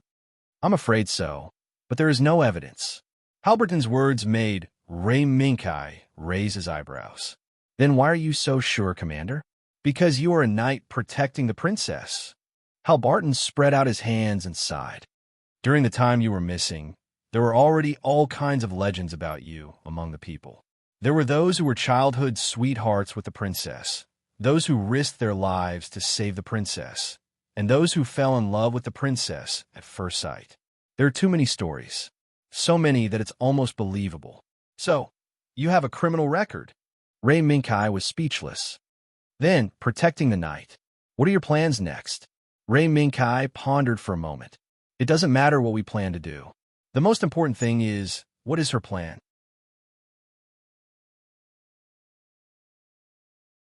Chapter 923. Who is it that spread such rumors? Ray Minkai had no way of knowing, because this image had probably become deeply ingrained during Ray Minkai's disappearance. Of course, this was limited to certain groups of people, and Hal Barton was a member of these specific groups of people. After exchanging information between the two sides, Hal Barton ordered the squadron to return to the Ptolemy base. The matter of Free's rebellion and the Beta wandering around the moon was enough to make Hal Barton anxious. As for the previous invitation to Ray Minkai, Hal Barton also readily said that Ray Minkai could come to the Ptolemy base at any time. But before that, Ray Minkai still had to solve the matter of Princess Shanamia before making the next step. After a few days of sailing, the son of the pill slave returned to the throne. What an unexpected turn of events. In the control center, two illusory figures stood in front of the big screen and watched the son of the pill slave slowly enter the port. Turn of events? Maybe. But, Sharon, who appeared as a short-haired and lively girl next door, walked around briskly and hugged the girl with long pink hair from behind. It's just that Kai brought back a princess again, right? Vivian was taken aback. Then she slapped away Sharon's mischievous hand. What are you talking about? Sharon, did something strange run into your core program? Sharon raised her eyebrows and smiled softly. Is there? I don't think there's anything wrong with my core program. With her hands behind her back, Sharon walked briskly around Vivian. I'm going to see what the new princess looks like. Her movements were so fast that Vivian didn't have time to call Sharon back. Forget it. Let's talk to UFFI about this first. Son of the pill slave, Bridge. Teresa, who completed the last docking procedure, slowly breathed a sigh of relief, then pressed the communication button for the ship's broadcast. This is Teresa Testarossa. Attention, all crew. This ship is scheduled to be docked at the Throne of Command for 72 hours. At that time, all crew members will be arranged to take turns to enter the Throne of Command to rest. That was right. It was the same as before. The crew members who had not yet adapted to the space environment had priority. Please pay attention to the arrangements. End of broadcast. The moment the broadcast ended, the entire ship was filled with cheers. This was inevitable. Although the Sons of Dan slaves were regarded as home by the crew, who would refuse to take a vacation in the Throne of Control, which had a better environment. This place seems to be very popular with the crew. After several days on the Son of Dan slave, Shanamia had already begun to familiarize herself with the people around her. This is the Britannia Empire's satellite fortress, the Throne of Command. There are many entertainment facilities, medical facilities, and scientific research facilities on it. It can meet most of the requirements for human survival in space. A sweet voice quietly came, and a beautiful illusory figure gently landed behind Shauna. She was so silent that Shanamia couldn't detect her presence. Cough, cough. Sharon, you're here. Ray Minkai coughed, which made Shanamia notice the beautiful figure. You are. A projection? Shanamia froze for a moment, then reached out and touched Sharon's right hand. She is one of the core AIs of the Throne of Command, Sharon Epp. Please don't panic. She means no harm. Ray Minkai briefly introduced Sharon's origin. After the latter revealed a friendly smile, he turned around and came to Shanamia's side again. Shanamia could feel that Sharon was looking at her. However, that gaze made Shanamia feel a little helpless, as if she had been seen through by the other party. Cough. Sharon, Her Royal Highness Princess Shanamia is our distinguished guest. Don't be rude. Ray Minkai's voice sounded again, causing Sharon to chuckle. In a blink of an eye, she came behind Ray Minkai and gently hugged Ray Minkai's neck. I'm just a little curious. Kai. Sharon's voice was very soft, but in this softness, there was a hidden charm that made people's heart itch. That's just a guest. Sharon. Ray Minkai naturally knew what Sharon was asking. But Shanamia was indeed a distinguished guest of the Britannia Empire. It was absolutely true. Oh, is that so? Hee hee. Sharon let go of her hands. Her figure flickered and appeared again next to Shanamia. Guyan, I'm Sharon Epp. Seeing Sharon's mischievous appearance, Shanamia seemed to be somewhat unable to react. Guyan, I'm Shanamia, I tell Nafra. Suddenly, the Sharon in front of Shanamia shook, and under Shanamia's gaze, she transformed into the image of a holy goddess. Shanamia, very good name. It seems that we may get along well in the future. The holy goddess smiled and looked at Ray Minkai again. Kai, the preparations are complete. I can connect with Her Majesty at any time. Good. I got it. Let's go now. The matter of Jeffrey's rebellion. The matter of Shanamia. Must let Euphemia know as soon as possible. Princess Shanamia, please come with me. Now, I'll take you to see Her Majesty the Empress. Her Majesty the Empress? Okay. In these few days, Shanamia already knew the country where the son of Dan knew was currently located and its general situation. What surprised her was that the highest leader of the Britannia Empire turned out to be a girl about her age. At the same time, what surprised her even more was that the friend she had just made was really a princess of a country. However, Weiss of Islam was currently under the protection of the Britannia Empire, and she herself was the clerk of Her Majesty the Empress of the Britannia Empire, serving the empire. The more Shahnamia learned about the Britannia Empire, the more she felt that everything in this empire was incredible. Now, it was time to truly face the Empress of the Britannia Empire. Following Rei Minkai's footsteps, Shahnamia came to the central area of the throne. This was the place where one could directly contact Pandora, the capital of the Britannia Empire, for an audience. Please open it. Sir. Key, biometric authentication. After several safety measures were passed, the heavy door in front of her slowly opened with a roar. Light from the large gap, it poured down like a curtain of water, enveloping Shahnamia. By the time Shahnamia adapted to the sudden light, she was no longer inside the satellite fortress made of steel. Instead, she was in a space with luxurious decorations and a solemn atmosphere. Looking up, there was a big red flag hanging down from the ceiling with white ribbons, crowns, shields, lions, pythons, and other elements in the center. The throne that symbolized the highest power of the empire was placed under this big red flag. Sitting there was the supreme king who controlled everything in the empire, Empress Euphemia Alai Britannia. Your Majesty. She was the Princess of Fury, Shahnamia Eternak Fra. Now, because of the rebellion of Fry, she was temporarily brought to the throne by the son of Dan Nu from Fry. Rei Minkai stepped forward. After briefly explaining Shahnamia's current situation, he took half a step back and gave the initiative to Euphemia. The young empress with a crown on her head and a white royal robe nodded slightly, got up from the throne, walked down the high platform step by step, and walked in front of Shahnamia. I am the Empress of the Britannia Empire, Euphemia Alai Britannia. My name is Shahnamia Etna Fra. Your Majesty. Shahnamia took half a step back and saluted Frey's court etiquette to show respect. Rise.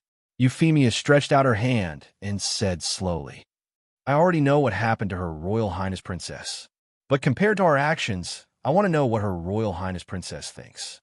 Shahnamia was shocked and was speechless for a moment. Of course, for the princess, this might be a little too hasty, and it would put her in a difficult position. Before Her Royal Highness Princess thinks it through, please rest assured and live in the throne. Euphemia smiled, and then glanced at a certain someone who was standing obediently at the side. If Her Royal Highness Princess is dissatisfied with the environment of the throne, why don't you come to the imperial capital Pandora and settle down for a while? I believe the environment of the imperial capital will satisfy Her Royal Highness Princess. Thank you very much for your kindness, Your Majesty. Maybe I need some time. Well, then, if Her Royal Highness Princess needs anything, you can tell His Royal Highness Prince. I believe His Royal Highness Prince will satisfy you. In the face of Euphemia's kindness, Shahnamia subconsciously thanked her again. But halfway through her words, Shahnamia finally reacted. His Royal Highness Prince? You are His Royal Highness Prince? Seeing the surprise on Shahnamia's face, Euphemia's eyes turned, and there seemed to be a trace of sullenness under her eyes. Oh, didn't His Excellency Rei Minkai introduce himself to Her Royal Highness Princess Shahnamia? Cough. I just forgot for a moment. Rei Minkai squeaked a few times and quickly straightened his posture. I'm very sorry for hiding my identity. I'm the Prince of the Britannia Empire, Rei Minkai. The name I used before was just to ensure the smooth progress of the diplomatic mission. Shahnamia frowned, and her eyes quickly moved between Euphemia and Rei Minkai. In other words, this is your real appearance? Rei Minkai touched his chin and nodded. Indeed, Rei Minkai is my real name, just like this face.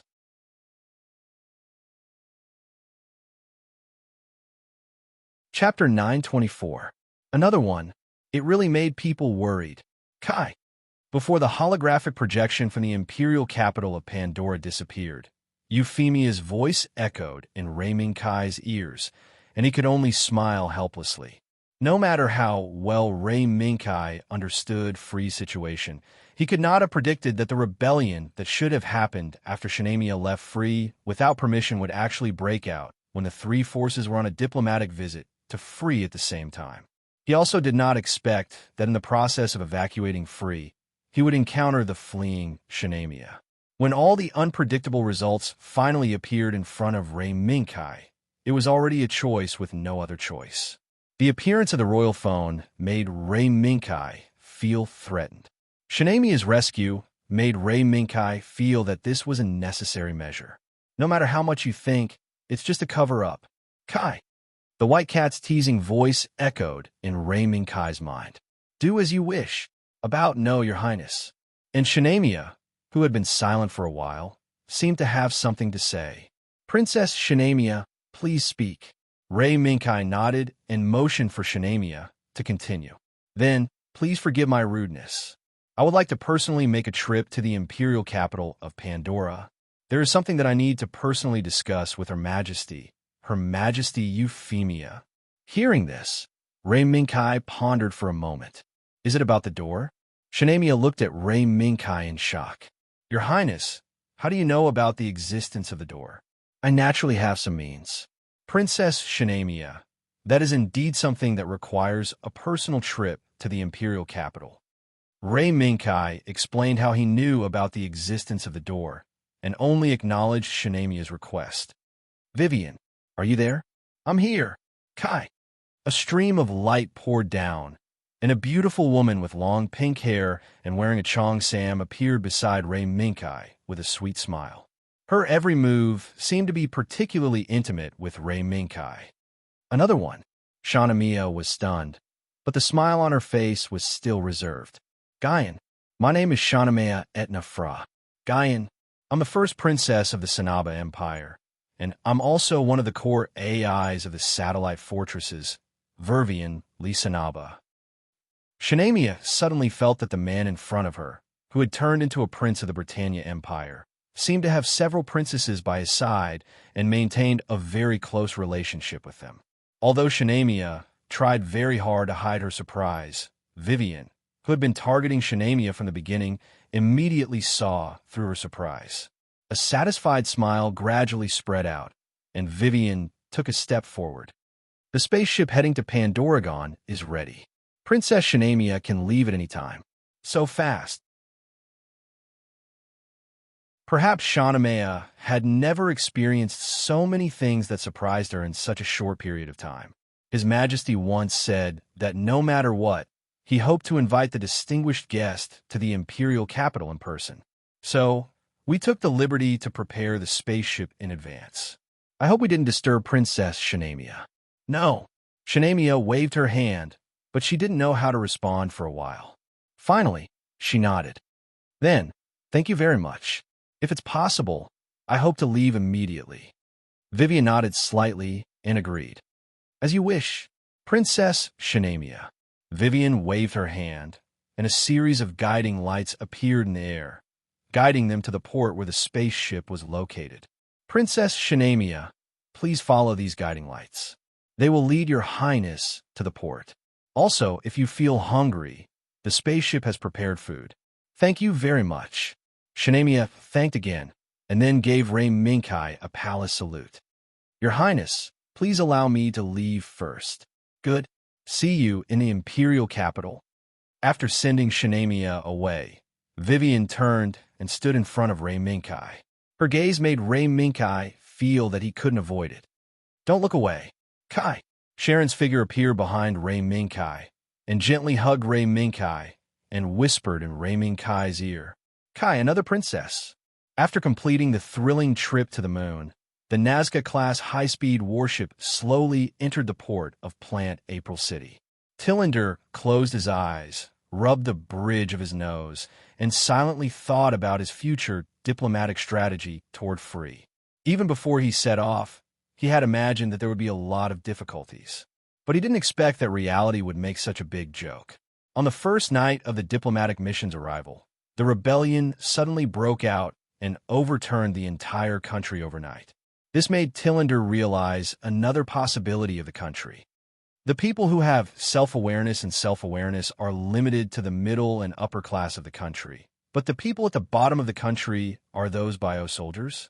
Thinking back to the information how Barton shared after the event, Tillander was still thinking about the existence of free. Only the middle and upper class could be called people. Other than that, they were all bio-humans created in the cultivation chamber. In Tillander's memory, there seemed to be such an existence. It was in this world. But after the last battle with Yakin Duwei, such an existence seemed to have disappeared without a trace. Troublesome things always follow one after another. Tillander slowly opened his eyes and looked at the table. There, the signal light for communication was flashing. In order to keep calm, Tillander set a period of silence in advance. Is it time? Tillander suppressed the chaos in his mind and ignored it for the time being. He got up and walked out of the room. Speaker. The Minerva has returned without a hitch. Right now, Zaft is preparing to hold a welcoming ceremony. The return of the Minerva, which had been missing for a long time, was indeed a morale booster. After all, the Minerva also brought back information about the drastic changes in this world. This was also something that Zaft and even the highest council of plant urgently needed to solve. Moreover, she was back, safe and sound. Thinking of that person, Tillander couldn't help but feel a fire in his heart. During the time when Talia was missing, Tillander successfully pushed forward the implementation of the Fate Plan. During the implementation of the Fate Plan, most of the adult citizens of Plant were rearranged according to the results of their genetic analysis. And the children of Plant were arranged according to the results of the genetic analysis, so that they could fully grasp the jobs they needed in the future before they reached adulthood. Among them, Talia's child, the boy named Rawl, was determined by the Fate Plan to be a genetic possessor with outstanding leadership skills. As one of the few genetic possessors with outstanding leadership skills, Rawl was seen as a potential candidate for the council and was heavily nurtured by the highest council. Thinking of Rawl, who was being nurtured by the council, Tillander couldn't help but look forward to Talia's reaction when she heard the news. Was it joy? Was it touched? Or was it excitement? The news of the Minerva's return had spread throughout the entire Zaft. But the Minerva still needed to be quarantined for a period of observation before the crew could disembark and return to Plant. Talia didn't have any objections to this. To be honest, the experience during this period of time was enough to make humans with a normal worldview collapse. In this storm, the crew of the Minerva happened to be the ones who experienced it. Talia had enough reason to believe that after the crew returned, there would definitely be all kinds of discussions about the other world and Plant. Sorry, I've implicated you all to be quarantined for observation.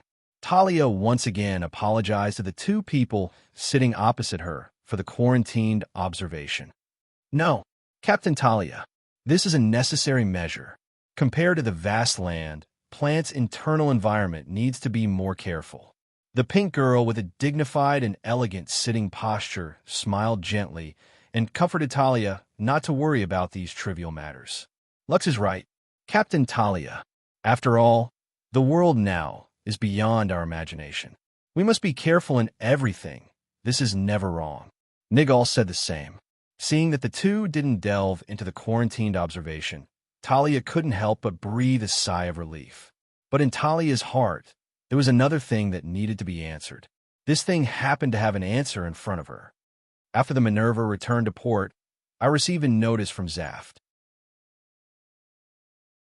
All the crew of the Minerva, including me, need to undergo a genetic test. Although on the surface, it's one of the quarantined observation projects. Is there any other purpose behind it? Talia knew that this was a risk.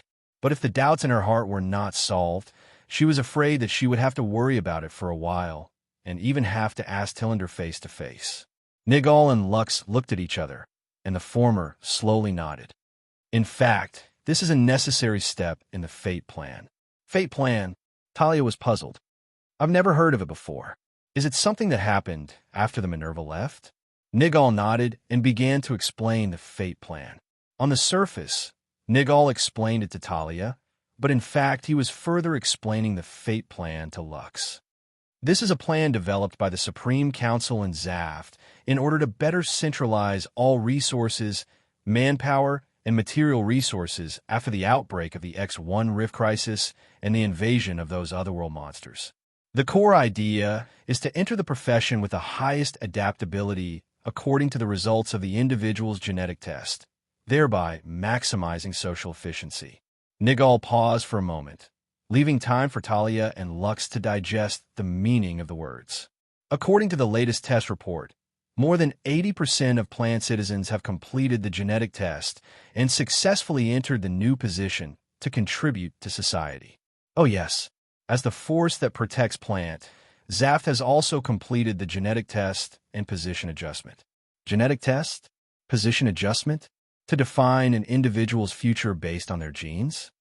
Talia's expression changed, and her eyes gradually became solemn. This was for her, for the Minerva. It was undoubtedly an earth-shattering event.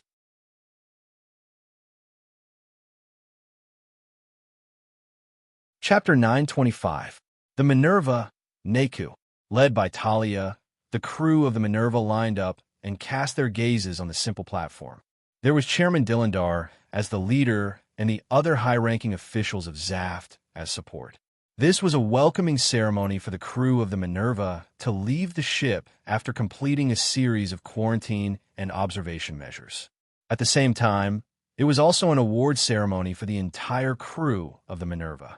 Everyone, after the crisis of the X1 Rift, I have heard from Captain Talia about your efforts and contribution for the safety of the Minerva and your own lives.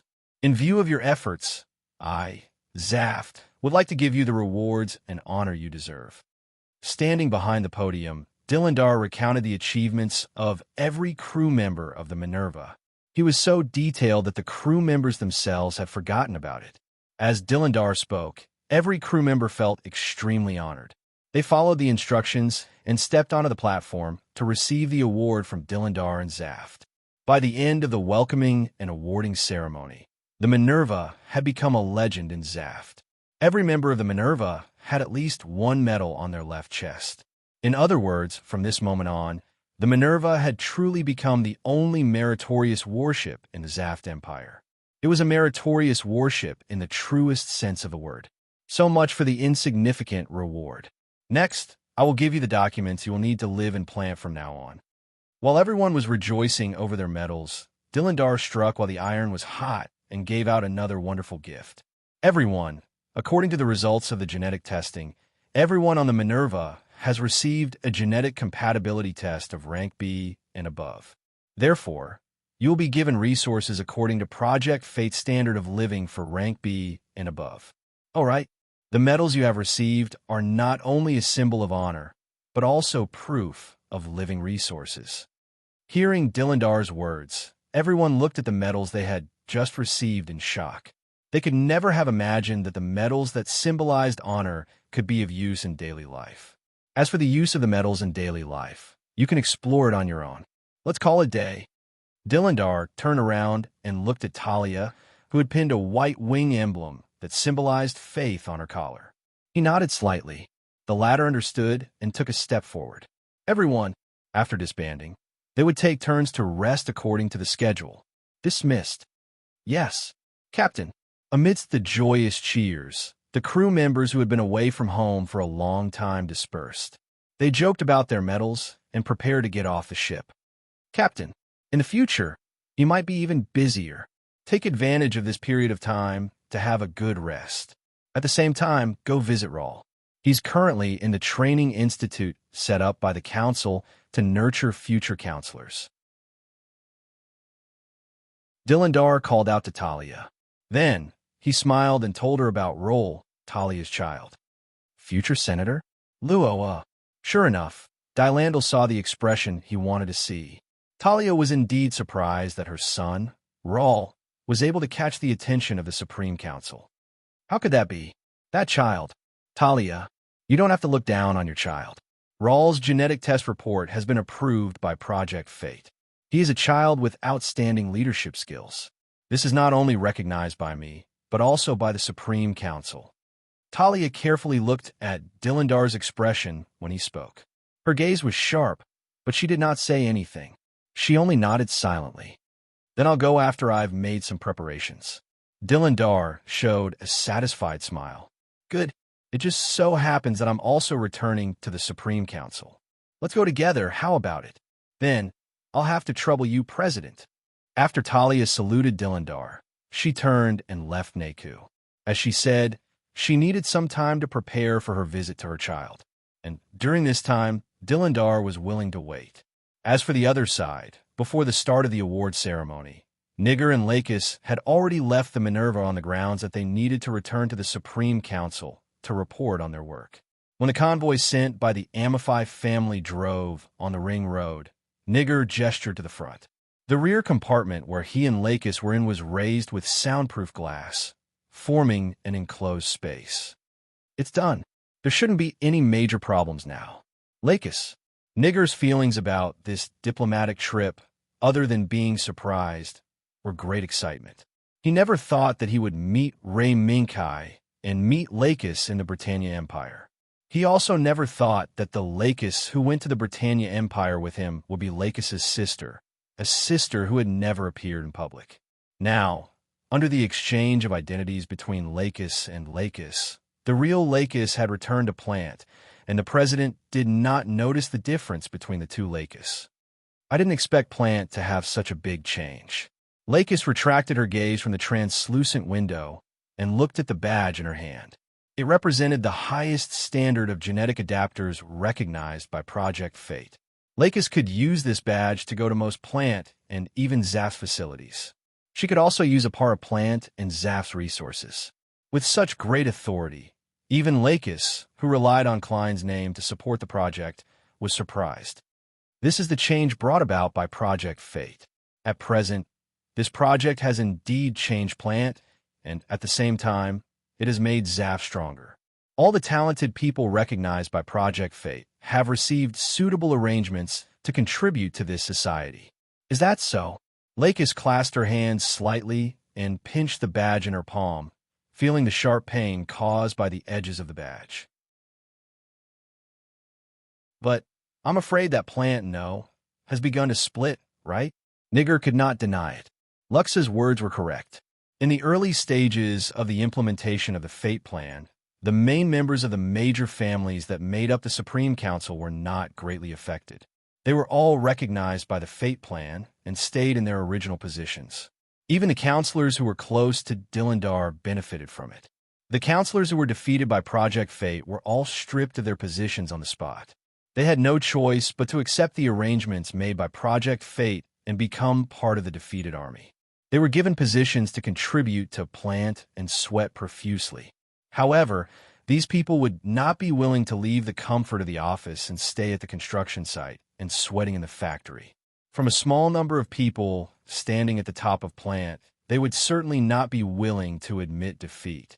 In fact, as Lakis said, Plant was on the verge of splitting. However, the huge external pressure was enough to suppress all discordant voices to the point where they could not be heard. Otherwise, the Holy Lion Knight would not be famous for this and become the hero of Plant. Some of them supported Dilindar before this. Lakis did not ask about the early stages of Project Fate, but she keenly speculated about the situation at that time. As expected of Klein, Nigger sighed in his heart. Well, a few counselors firmly supported Speaker Tillander. In the early stages of Project Fate, they even stood up and said that they would accept any arrangement regardless of the test results of Project Fate. Is that so? It seems that I missed a good show. A glimmer of light flashed in Lakis' eyes, and a smile appeared at the corner of her mouth. Do you want to take a look at them? Nigger carefully asked Lakis for her thoughts. The real Lakis had returned. Then the long-dormant Klein faction had also come to the time to awaken. No. Now is not the time. Lakis shook her head. I need to see more clearly. To see more clearly this Project Fate.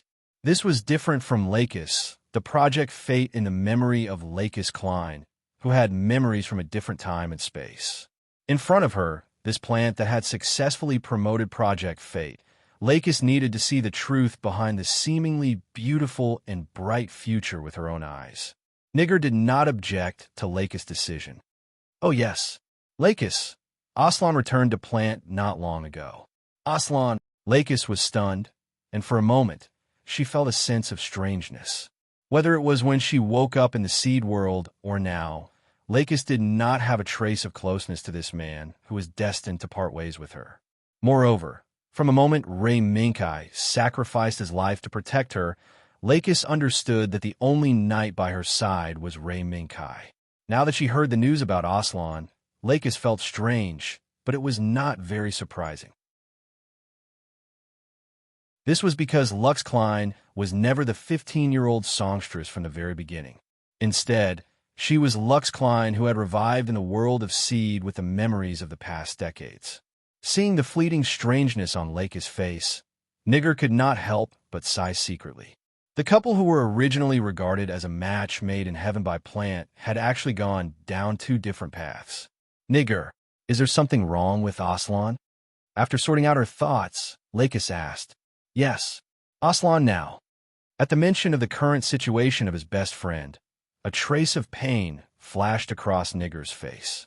Aslan now has become a vegetable.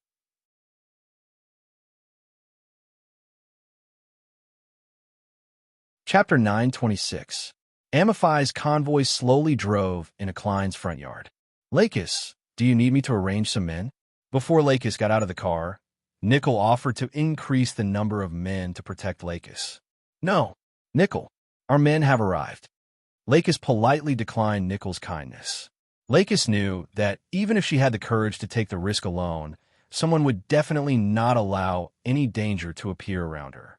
As a matter of fact, the tightly shut door slowly opened.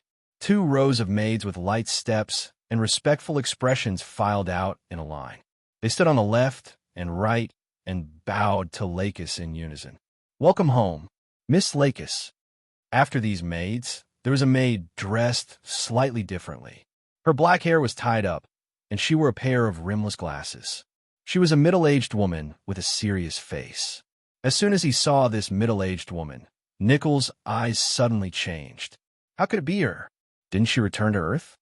Welcome home, Miss Lakis. The serious woman quickly stepped forward and bowed to Lakis. Then, she looked at Nickel and did not forget to push up her glasses with her right hand.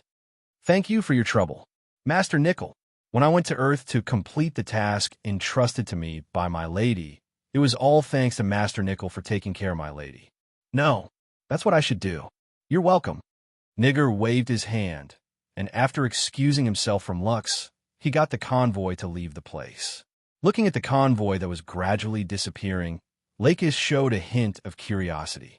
It seemed that Nickel was very afraid of this middle-aged woman. No, it should be said that he was very afraid of Jemingard. The serious-looking middle-aged woman was not her, but Jemingard, who had disguised herself as Rita, the captain of the maids of the Klein family. My lady, please go back to the house first. Jemingard nodded slightly to the maids on both sides. When the latter dispersed to deal with the surrounding affairs, she made a suggestion to Lakis. Okay, of course, Lakis accepted his advice. Through the secret channel around the snake of the atrium, Jemingard, who returned to Plant first, quickly carried out the relevant operations. Now, as the center of operations, Lakis had also returned to Plant. Jemingard's preparations could be carried out. Can the people here be trusted? Walking to the familiar corridor, Lakis could not help but recall her childhood memories. Yes, please be at ease, miss. When little miss settled down here, I personally arranged for them to stay here. Jormungandr gave his word. Is it Chris? Lux pushed open the door to her room. Although she hadn't been back for a long time, she could tell that someone was living in her room, and that someone had been living there for a long time. Is Klaya staying in my room? Lux casually asked about Klaya's stay in a room as she walked towards the dressing table. Cough. That's right. Initially, I suggested that little Missy move to another room, but under Madame Sienna's suggestion, little Missy decided to stay here. For a moment, Jemingard couldn't guess what Lux was thinking, so he could only tell her the truth. Father? Hearing Sienna's name, Lux couldn't help but reveal a trace of worry in her eyes. So far, she had long known that Scandinavian Avea was very likely to exist in this world, but she had been unable to break through the mysterious force field that enveloped the Europa continent. Now, Lux had no way of knowing about Sienna and the others in Scandinavian Avea. Lux shook her head, slightly to shake off her worries about her father. She inadvertently saw a diary on the side of the dressing table. This is? Jemingard stepped forward to take a look and couldn't help but smile. This is little Missy's diary. After she moved in, she always asked Miss Lux about you here, and then wrote down everything she knew. Lux was stunned for a moment. Then she revealed a helpless smile. Why is this little girl like this? Although that was the case, Lux still sat down in front of the dressing table and reached out to take the diary. However, she did not open it. Instead, she turned to look at Jemingard, who was standing at the side. Rita, where's Mayo now? Didn't she come back with you first? If it's Miss Mayo, she should be on the streets now. She seems to be preparing something. Lux pondered for a moment and nodded. Okay, I got it. Jemingard, who understood tacitly, bowed to Lux and left, leaving Lux some space. Clia's diary? I wonder if she'll be angry when she finds out that I peeked at her diary. Lux said that she was worried that Clia would be angry, but she still opened the diary smoothly. Perhaps Lux could use this diary to make up for the time she missed growing up with Clia. Apart from Lux and her sister, there was naturally a pair of siblings who missed out on growing up together. If Lux and Clia's identities hadn't been swapped, perhaps these two brothers would have met on the Minerva. Unfortunately, fate would always play a little joke on them inadvertently. The liberated crew of the Minerva walked out of the Minerva in groups of 2 or 3 and boarded the bus back to the city. The vehicle.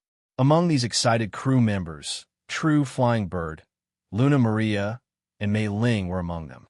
True, where are you going to play later? Luna Maria played with the medal she received excitedly and kept gesturing where she was going. Mei Ling, who was beside him, was the same. The sisters were in high spirits, and they even dragged Real Flying Bird along to give them some advice on which areas were more fun to play. However, True Flying Bird was not interested in playing for the time being. Okay, Luna Maria, you guys go first. I want to go to the military academy. I didn't talk to Instructor Nigger properly on the Minerva. Why did you go to the military academy on such a good holiday?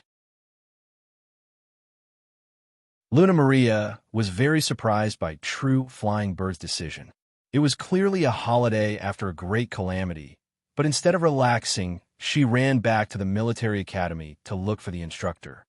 Yeah, really, Instructor Nigger shouldn't be in the military academy now, right? Mei Ling also chimed in. There's still a long holiday. It's just the first day. After True Flying Bird looked up at the bus stop, she got up and prepared to get off. Luna Maria, Mei Ling, I'll get off at this stop. See you later.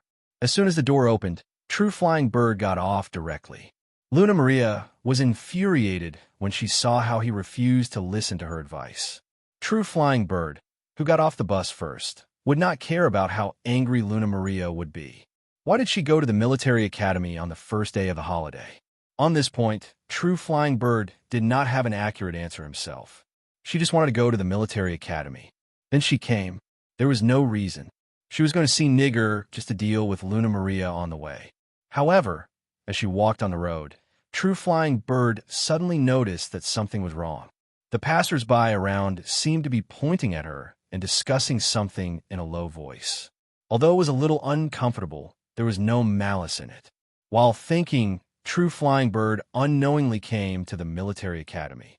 When the Zaf soldiers standing at the sentry post saw the red-clothed flying bird with the medal that they had just given the order to strictly identify, they trembled and hurriedly saluted. This is a military control area. May I ask what is the purpose of your visit? Your Excellency? True Flying Bird was a little confused when she heard that. She did not expect that she would be called Your Excellency one day. When the soldier saw True Flying Bird's reaction, he knew that he overreacted. He quickly smiled a few times, trying to ease the awkwardness. This is the Zaft Military Academy. You should have graduated from here, right? Do you want to go back to school today? True Flying Bird looked at the soldier suspiciously, then nodded. I just got a holiday, so I want to come back and take a look. Yes, I understand. Please wait a moment. I have to report. Report. True Flying Bird blinked and felt more and more strange. But the other party did not give True Flying Bird a chance to refuse. By the time the soldier returned, the gates of the military academy had already opened. The approval has been given. You can go in. Okay. Thank you. Yes.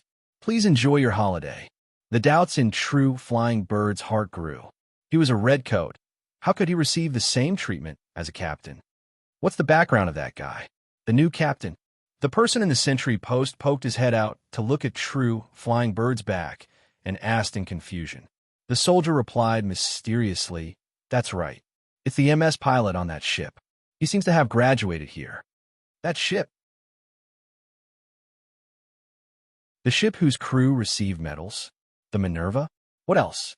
In the entire Zaft. Only that ship will let the headquarters send out a special notice. Calculating the time, it should be the people on that ship who have disembarked. Looks like the wind in April City is starting to change. Whistles, training sounds, wave after wave, came from the field, making True Flying Bird, who was strolling on the field, have the illusion that she had returned to the training days of the military academy. Especially when the trainees who were running in formation saw True Flying Bird raise their hands and salute. It made True Flying Bird sigh with the passage of time. Although it's only been a few years, it feels like 10 years have passed, or more, right? True Flying Bird sighed as she casually found a bench and sat down. She looked at the trainees who were sweating profusely and being reprimanded by the instructor. Unknowingly, True Flying Bird felt a sense of tranquility amidst the noise of this training. It was as if time had ceased to exist at this moment. Then, Real Flying Bird saw a figure among a group of trainees. It was a very conspicuous figure, dressed in red. Long brown hair, a slender and vigorous body, a delicate and pretty face with a trace of heroic spirit. The moment True Flying Bird's gaze touched that face, the emotions that erupted from the depths of her memory instantly dominated True Flying Bird's body. Mameo? That's Mayo Flying Bird. At this moment, True Flying Bird broke into a run and rushed directly toward the position of the figure. However, a piercing sound of a horn interrupted True Flying Bird's movements. "Kid, do you want to die? Get out of the way." It was a heavy truck used to transport MS.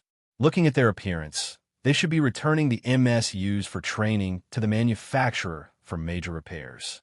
True Flying Bird took a few steps back and made way. When a heavy truck passed, the figure that looked like Mayo had already disappeared.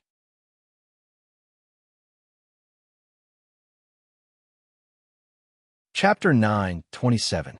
That fleeting glance made Real Flying Bird walk out of the military academy absent-mindedly.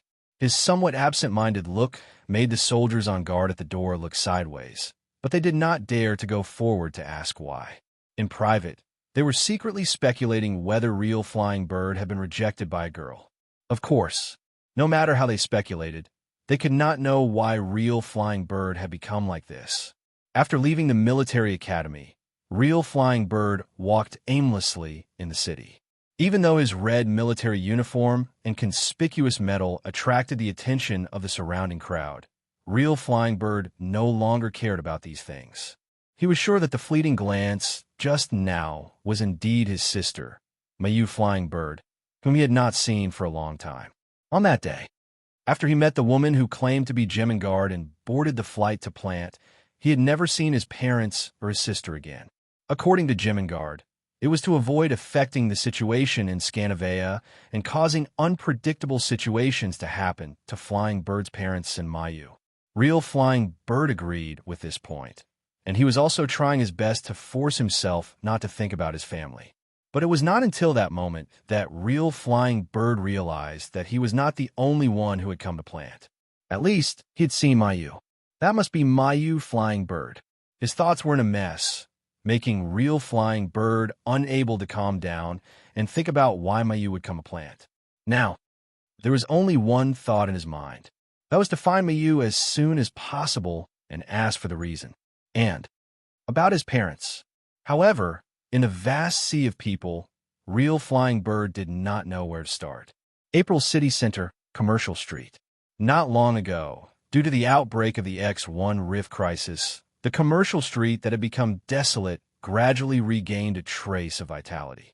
Many shops that had been closed also reopened, attracting people who had been struggling under the pressure of survival for a long time to once again focus their attention on the goods that they had not seen or used for a long time.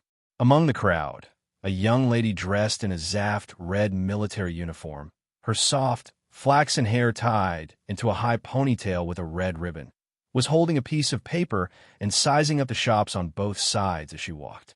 Well, there's none here. There's none in this shop either. After walking from one end of the street to the other, the young girl finally sat down on a bench on the street and sighed silently. If I had known, I would have bought it from Pandora. The list in the girl's hand wasn't anything valuable. It was just a list of daily necessities. Originally, these things would not be lacking. However, due to some special reasons, these daily necessities had to be bought again. After thinking about it, the girl decided to forget about it. Anyway, those at home could still be used for a period of time.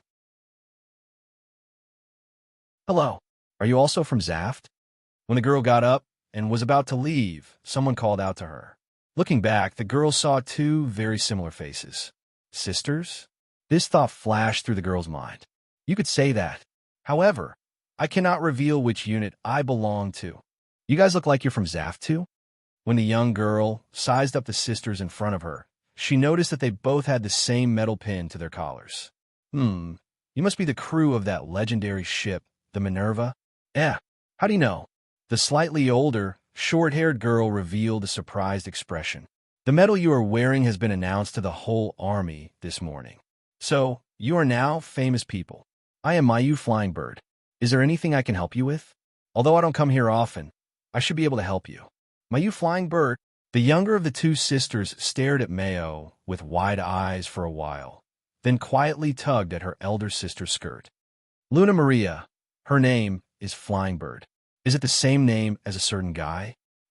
Real. I remember Real's full name is Real Flying Bird. The elder sister was stunned, then suddenly realized.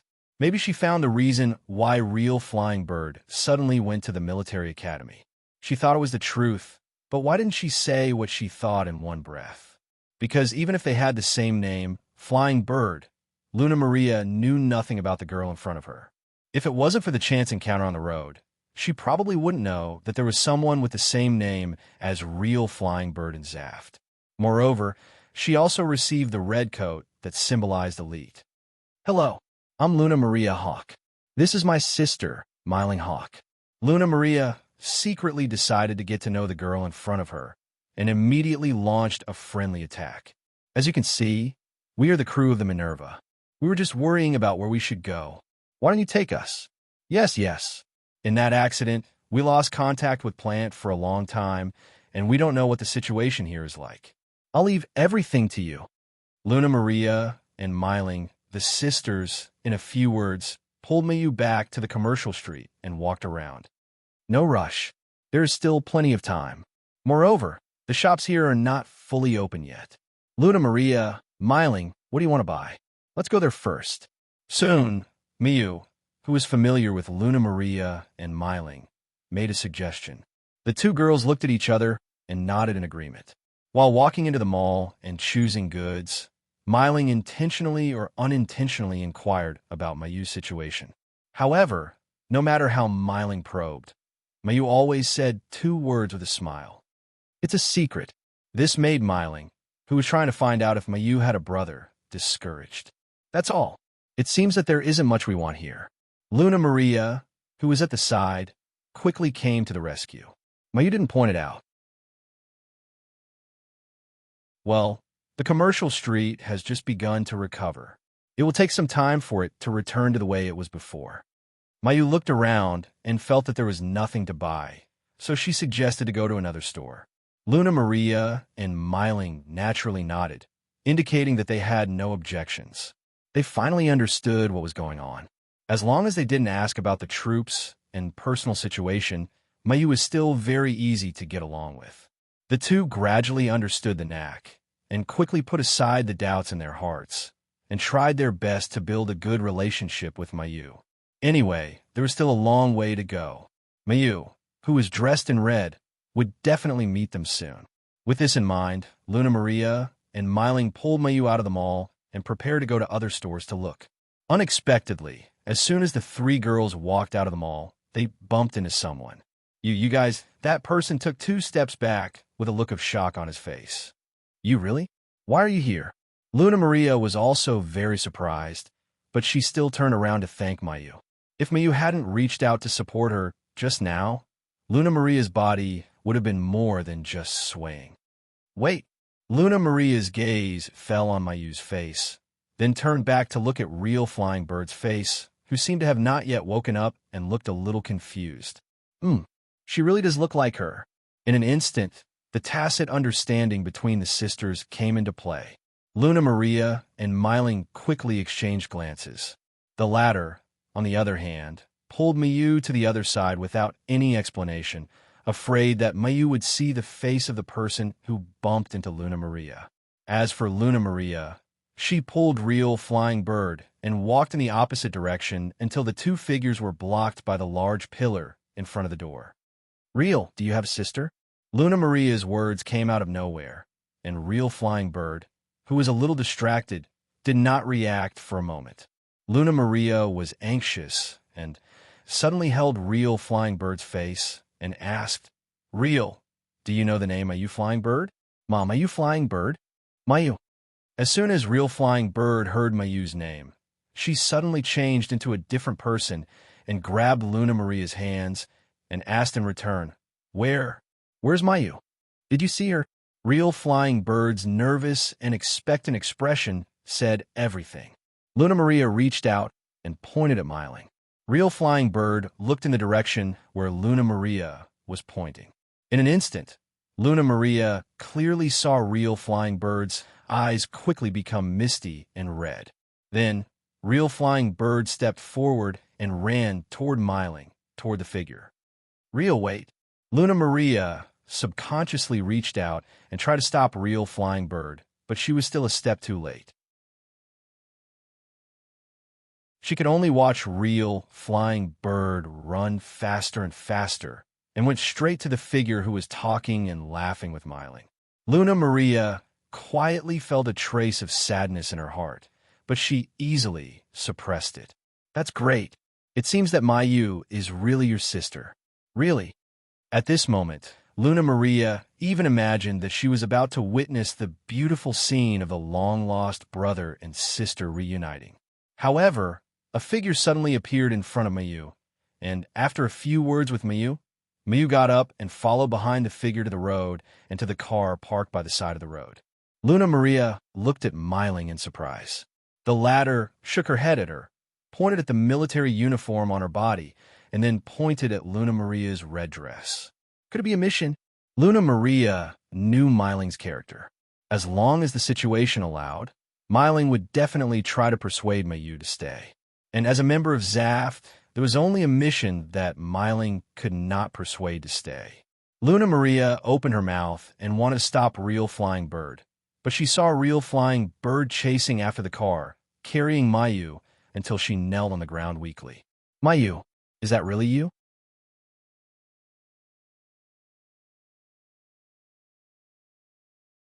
Chapter 928. The docking time of the son of Dan's slave was extended. In the previous battle with Free, the new equipment of the son of Dan's slave was tested. At the same time, it also brought more problems and the possibility of further enhancement. Therefore, the son of Dan's slave might have to stay in the throne of Dan's slave for a while. Fortunately, on the moon, after Free experienced that rebellion, he seemed to have restrained himself a lot.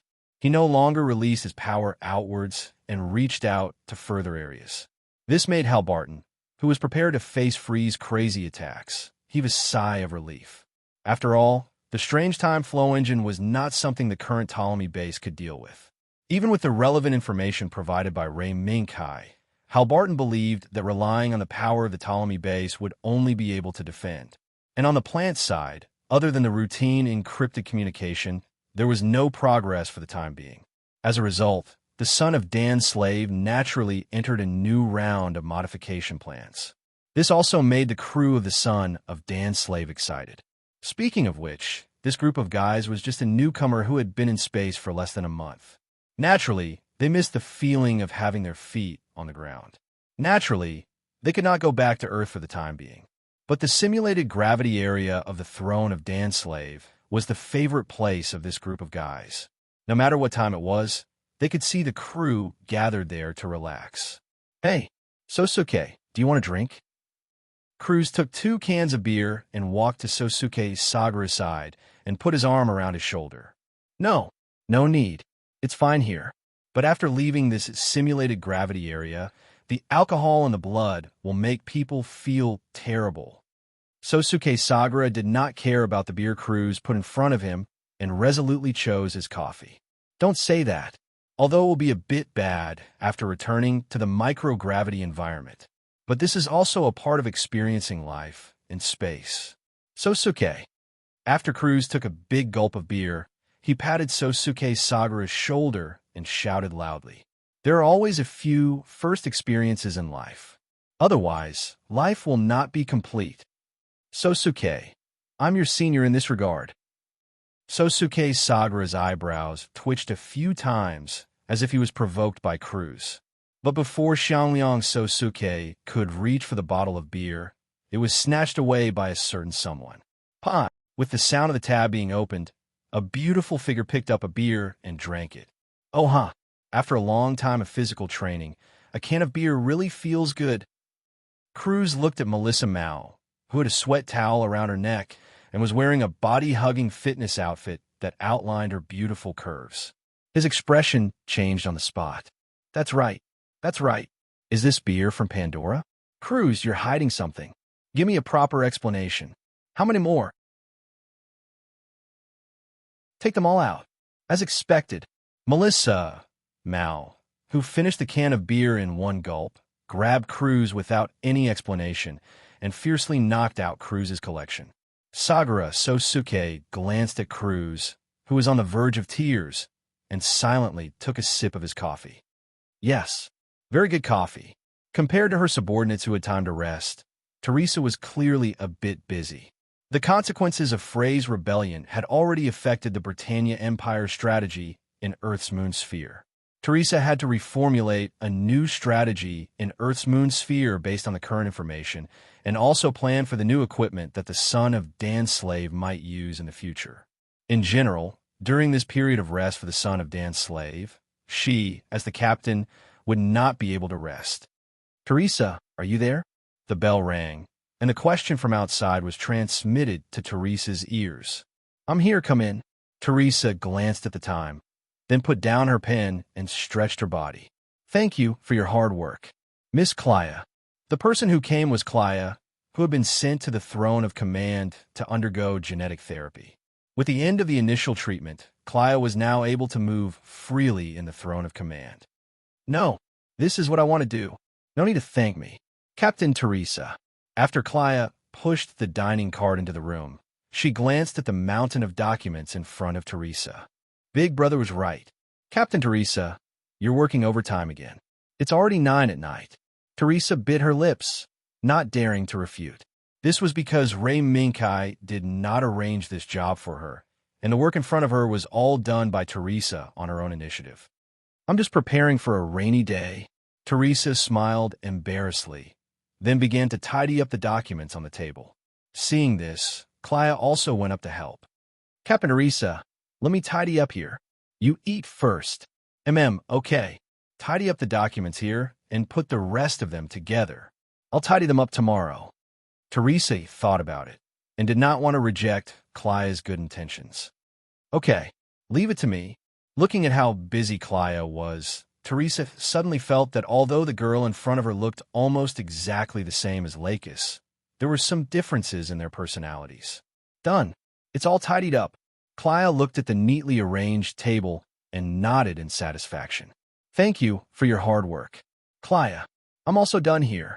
While Clya was tidying up, Teresa had already finished eating and tidied up the cutlery. Her actions were so swift that Clya, who was ready to clean up the mess, had to accept the fact that she only needed to push the dining cart away. All right, what is His Highness doing over there? Teresa remembered that Ray Minkai did not seem to have anything to do now. Oh, brother just went to the meeting room. He should have contacted His Majesty. Meeting room?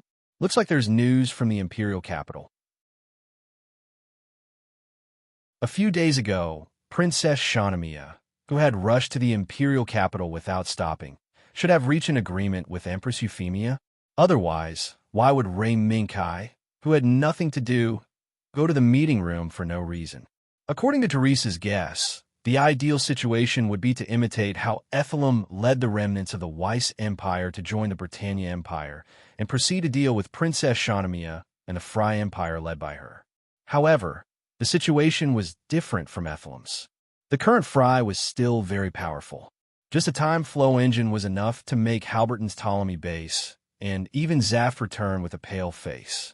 On the Britannia Empire's side, although Rei Minkai had made some arrangements based on the characteristics of the time flow engine, he lacked the corresponding actual combat data.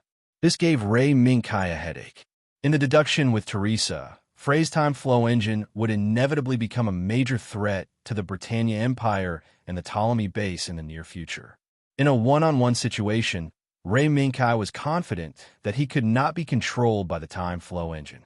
But if the battle expanded to the scale of a squadron, a brigade, or even a fleet-level confrontation, Rei Minkai was afraid that he would not be able to do anything else. Meeting room. A familiar arrangement. A familiar room. A familiar beauty. It was where Rei Minkai was now. Your Majesty, I heard that Princess Shahnamia has reached an agreement with our empire. Shahnamia was standing not far to the left. When Rei Minkai's holographic projection appeared, she also nodded at Rei Minkai in a friendly manner. Indeed. But the agreement will only take effect after Shahnamia recaptures Fry. Euphemia nodded slightly and stated the result of the negotiation. No, this is not good for us. At this moment, Rei Minkai's heart flashed with the dissatisfaction of this negotiation. But when he saw the flash of brilliance in Euphemia's eyes, he suddenly understood something. As you wish, Your Majesty. Then, please tell me about Princess Shahnamia's future arrangements. Princess Shahnamia will be the consultant of the Empire's Second Fleet and assist the Second Fleet in training against Frey's army.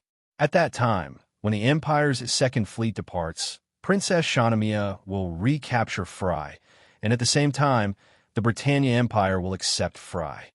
Sure enough, when the real result came out from Euphemia's mouth, Rei Minkai's eyes flashed with a sure enough light. The Empire's Second Fleet?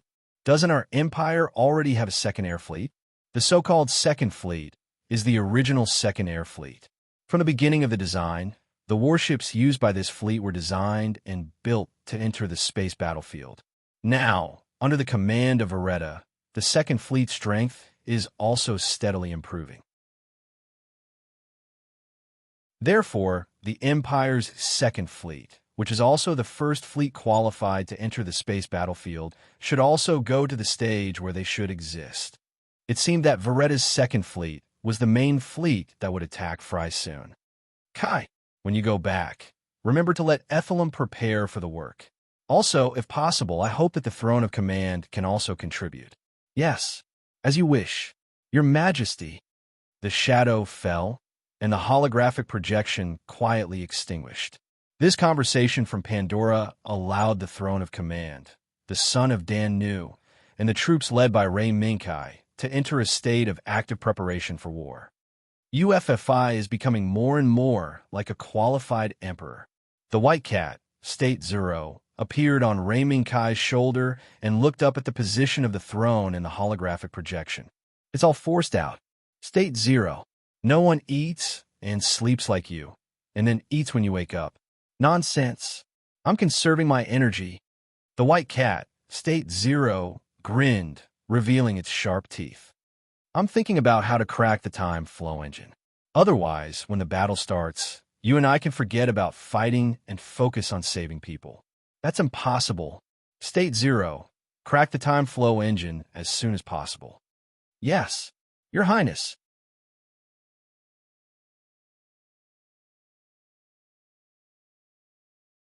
Chapter 929. Disturbing people's sleep was a very bad thing, especially for those who had just stayed up all night and had fallen asleep not long ago. It was an extremely terrible thing. The ear-piercing alarm of an enemy attack instantly ignited the silence of the throne. Those who had just woken up, those who had not yet woken up, or those who had just finished their shift and had not yet returned to their rooms to rest, all of them rushing to their stations. What's the situation? Ray Minkai and Teresa stepped into the command center one after another. The surveillance drones on the periphery have found a considerable number of beta fleets in the surrounding universe, and they are heading this way. In the main control console of the command center, Vervian and Sharon stood there and watched the data change on the main screen. Then I'm ready to attack. Ray Minkai turned around and left without thinking. But before he could go far, he bumped into Islam, who had just walked out of the elevator. Princess Islam, I'm sorry. Ray Minkai grabbed Islam. I'm fine. Thank you, Your Highness. Also, Your Highness doesn't need to attack this time. Islam shook her head and said with a blush on her cheeks, Don't need to attack. Vervian. Am I right? Ethelum looked at Velvet, and the latter nodded his head in response. Yes. After this period of hard work, Ghost has become a force to be reckoned with.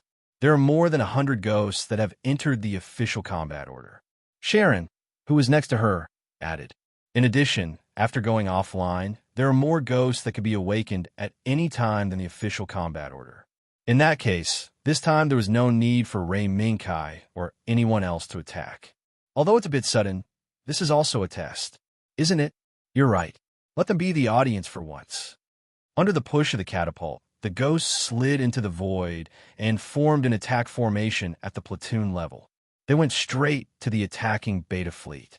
In an instant, bright balls of light bloomed between the first and second security perimeters of the Sovereign Throne. Looking at the beautiful but deadly balls of light, Ray Minkai suddenly remembered the scene in the later stages of the Transdimensional Fortress F story, where the F fleet used reaction shells as regular ammunition to rain down on the enemy. Now, the Throne of Command, which had successfully mass-produced Freya, was the same. It seems that a beta fleet of this scale is no longer a threat to the Throne of Domination. Ray Minkai looked up at the number of betas scanned by the radar. There were tens of thousands of betas in all shapes and sizes, yet they were so powerless in the face of only 50 betas.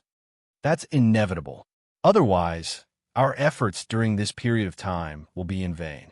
Isn't that so? Sharon smiled proudly. As the core AI of the Throne of Command, Vervian and Sharon did indeed spend a lot of effort to plan the important position of the Throne of Command in the Britalia Empire's Earth-Moon strategy. There's a new situation. It seems that we're not the only ones attacked by the betas. There are combat reactions in other places. Vervian raised her hand and placed the intercepted information on the main screen one by one. Ptolemy was attacked. Plant was attacked. There were also pictures of different but unfamiliar colonial satellites around them that constantly sent out requests for help to the outside world after being attacked.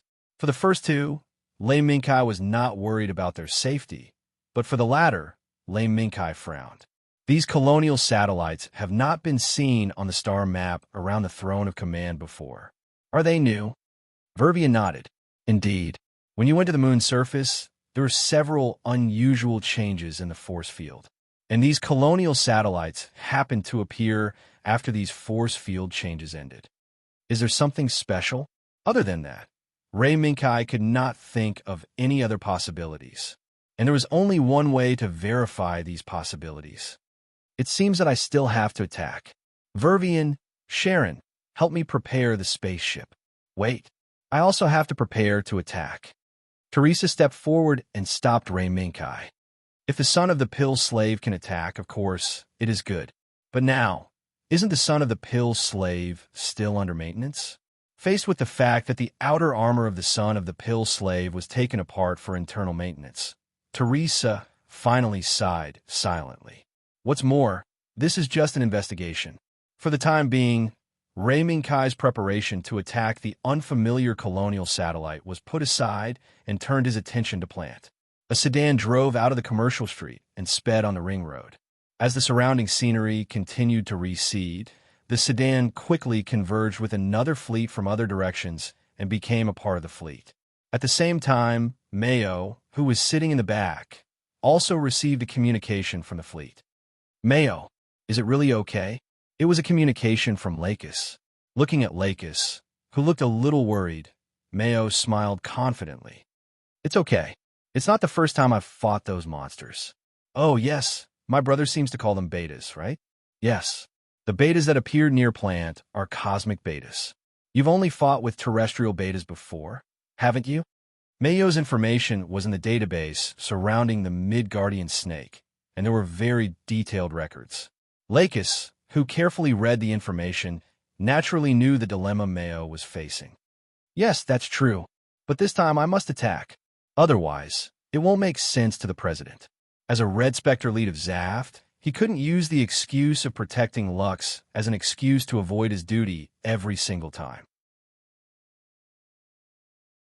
Moreover, today's mission was not as simple as attacking. According to the information from the spies, it seemed that 2 new bodies had completed the required testing and entered the actual combat testing stage. In a sense, these attacking betas were much better than targets that only moved according to the established procedures. Okay, please be careful. Seeing Mayo's firm attitude, Lakis no longer insisted. But after the communication was disconnected, Lakis fell into deep thought. Ms. Lakis, please don't worry about Ms. Mayo. After all, she also has Seed. Seed? Lakis naturally knew about Seed's secret. Gemingard, do you think the president has discovered Mayo's secret? Gemingard, who was sitting opposite her, shook his head. I don't think so. Regarding Ms. Mayo's matter, we have already dealt with it properly. I'm afraid that this will be a test from the president. A test? Lakis's gaze narrowed slightly. Did he discover our existence? Or is it just a test? Maybe the latter. Maybe he's just testing the potential of Flying Bird's name. Flying Bird? With Gemingard's reminder, Lakis remembered the young pilot on the Minerva. It seemed that a long time ago, she and Ray Minkai had met the young pilot in Aubrey. True Flying Bird. When we attacked Aubrey together, I moved Flying Bird's family to the safety of Scandinavia under the orders of the Lord. After that, real Flying Bird followed the arrangement of the snake in the atrium and came to plant, becoming a member of Zaft. Is that so? Is this also one of your backup plans, Gemingard? It's just that it's better to be prepared. Miss Lakis, when Gemingard talked about his various arrangements, his expression was very calm, as if he was talking about something insignificant. However, Lakis did not dare to underestimate these arrangements. From the looks of it, Gemingard's arrangements were indeed a step ahead of the president. It seems that the president wants to observe Mayo's performance and even use this to stimulate true Flying Bird's potential. It's very possible. After all, we didn't hide Mayo's name of Flying Bird at all. This current situation is also one of the situations we envisioned. For the citizens of Plant, the air raid sirens that they were already used to rang through the sky. Lakis, Mayo, and Gemingard's convoy quickly drove off the ring road and turned into a road that led to the factory area.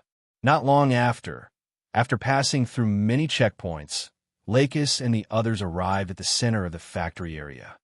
Lady Lakis, Miss Mayo, please follow me. The president has been waiting in Naku for a long time. Under the lead of the personnel that Dylandal had arranged in advance, Lakis and the others walked around and came to a brightly lit Naku. Welcome, everyone.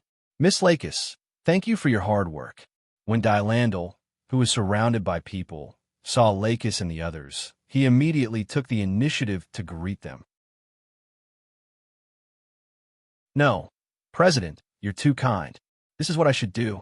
Besides, I also want to see that unfamiliar country for myself.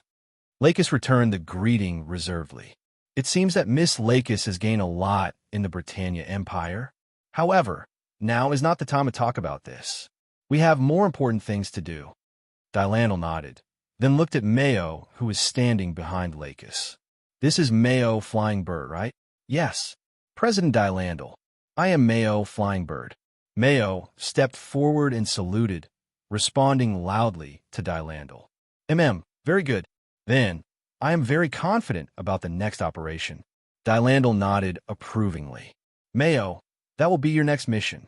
Drive it wipe out the enemy, and bring back the actual combat data. Can you do it? Under the light, two pitch-black giants with the same appearance and silhouette stood there quietly, as if waiting for the person who could awaken their existence. That's your airframe. Mayo. Their name is Fate. As you can see, they are the same, just like twins. The only difference is that their control system has been specially optimized according to the pilot's habits. Mayo, Flying Bird. Although you have not participated in many battles, in the inner circle of Zaft, many people have a high opinion of you. Therefore, this Fate Gouda is yours. I hope that, as we all hope, you can become the guardian of Plant against the enemies.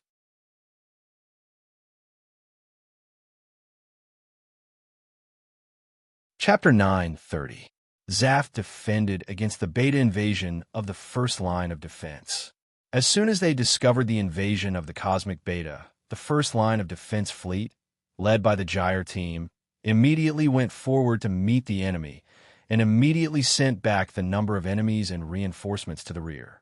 As the ugly space monsters quickly rushed into the first line of defense, the first line of defense fleet, which was waiting for the exhausted first line of defense, immediately poured their strongest attacks towards these space monsters that Zaft had renamed Beta.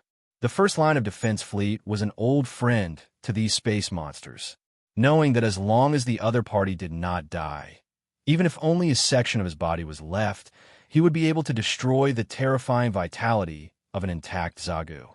Now, all the people standing at the first line of defense did not want to repeat the tragedies of the past.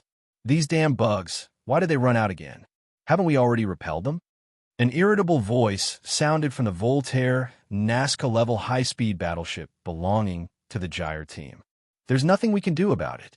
It's our fault for not being able to find those insects after so long. Sure, huh? Did the headquarters rename those insects?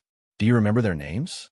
Standing opposite the irritable white-haired man, the golden-haired man with wheat-colored skin shrugged his shoulders and realized that he did not remember the rule from the headquarters.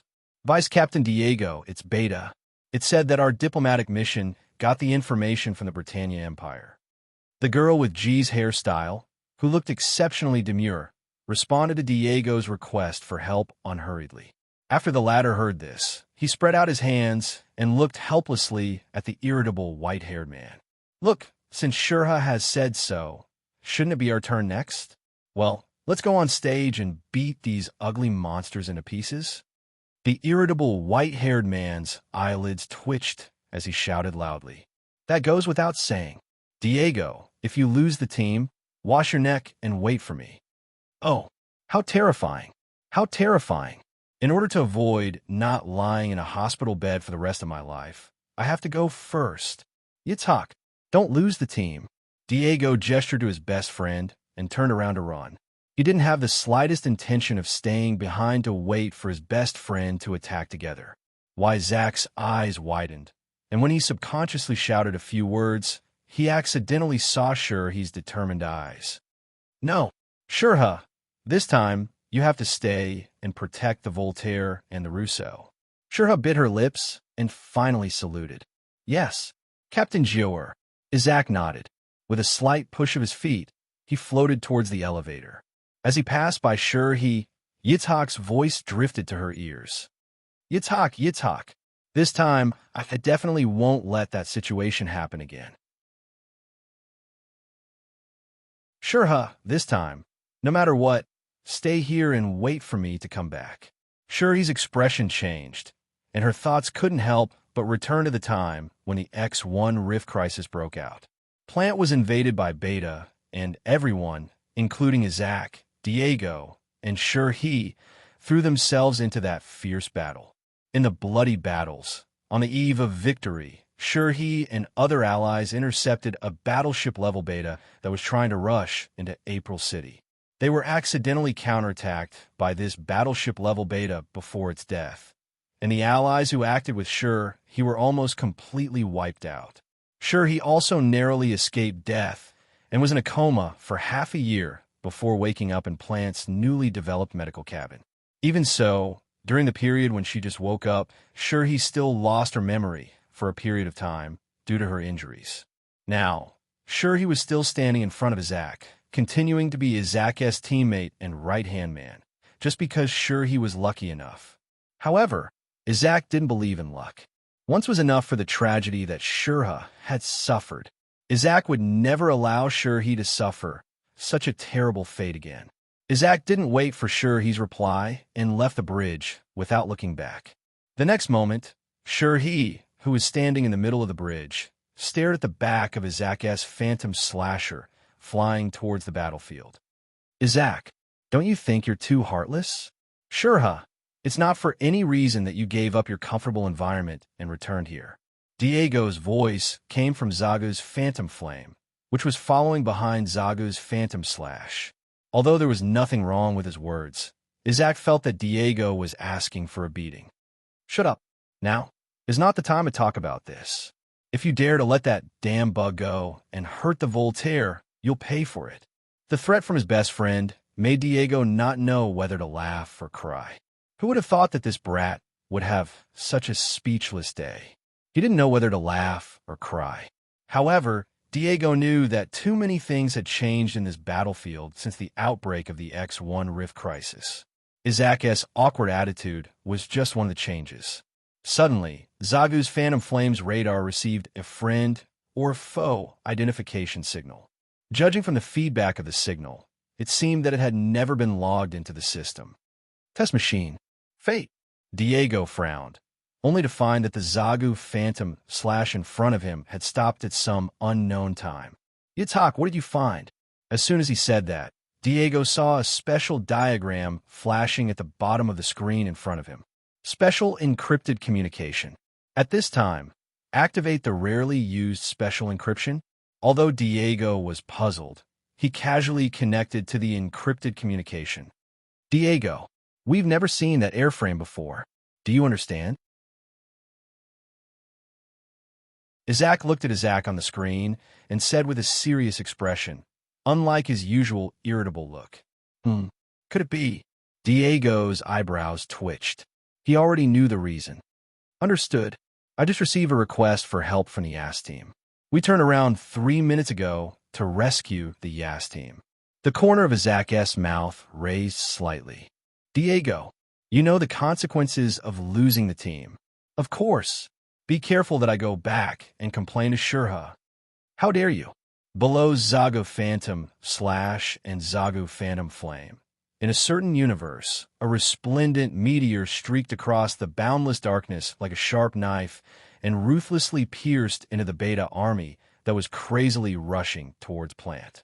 There was an ear-piercing alarm in his ears. In front of him was the twisted, ugly alien monster. In his hand was the joystick that controlled Zaf's most powerful power. Under the helmet, there was a pair of unwavering and fearless eyes. Headquarters, Fate Gauta has arrived at the battlefield and has begun to fight. Under the resplendent and dreamy wings of light were the afterimages and the terrifying hand that seemed gentle. But once it came into contact, it was enough to pierce through a battleship-level beta. Headquarters confirmed. Fate Gauta, unlimited use of weapons, free combat. Understood.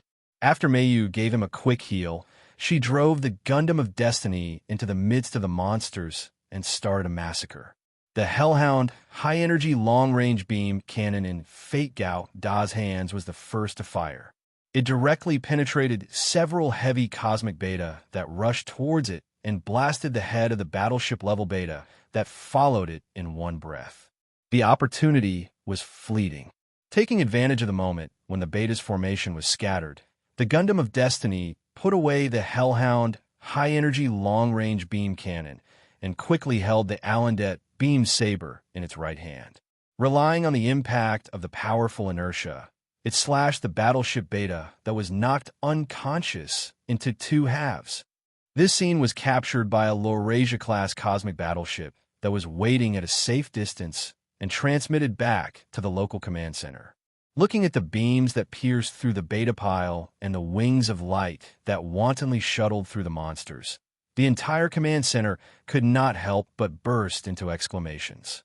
Especially the female-dominated CIC. They were even more fascinated by the dreamy figure of Fate Gauta piloted by Mayo. Even though the dreamlike flight paths were filled with bloody flesh and blood, it did not scare off the CIC members and made them Mayo's loyal fans. As the CIC that had the most contact with frontline pilots, they had never imagined that MS piloting could achieve such a dreamy, enchanting scene of beauty and cruelty coexisting. Hearing the bursts of exclamations, Tillander nodded in satisfaction. Guy, what do you think of Mayo Skybird? The masked man standing next to Tillander was silent for a while. Very good, but the president, you probably don't like her. Tillander laughed. Indeed. Fortunately, Miss Lakis is not very interested in Fate Gauda's test. Otherwise, I'm afraid your words will make Miss Lakis unhappy. Is that so? I'm just telling the truth. What's more, I believe Miss Lakis will not be angry because of this. After all, everyone is doing this to better protect Plant. The masked man responded calmly to Tillander. As expected of the Holy Lion Knight, who is regarded as a hero by the majority of citizens. So, are you confident that he will have her strength? The so-called him was True Flying Bird, and the latter was Mayo Skybird, who is now piloting Fate Gauda back and forth in the Beta Army. I'll do my best. The masked man was silent for a moment and gave this ambiguous answer. Perhaps he was not very confident. However, Dillandar fell for it. If the Holy Lion Knight in front of him had guaranteed that he would be able to make True Flying Bird have such strength, Tillander would only put this person on the untrustworthy list on the spot. And Mayo, who was piloting Fate Gauda into the enemy formation, naturally did not know what was happening in the headquarters command center. She also did not know that from today onwards, she, a red coat elite who was as transparent as Zaft, had become the object of admiration of many CIC. The only thing she knew was to burst out with all the strength she had so far and try her best to demonstrate the performance of Fate Gauda.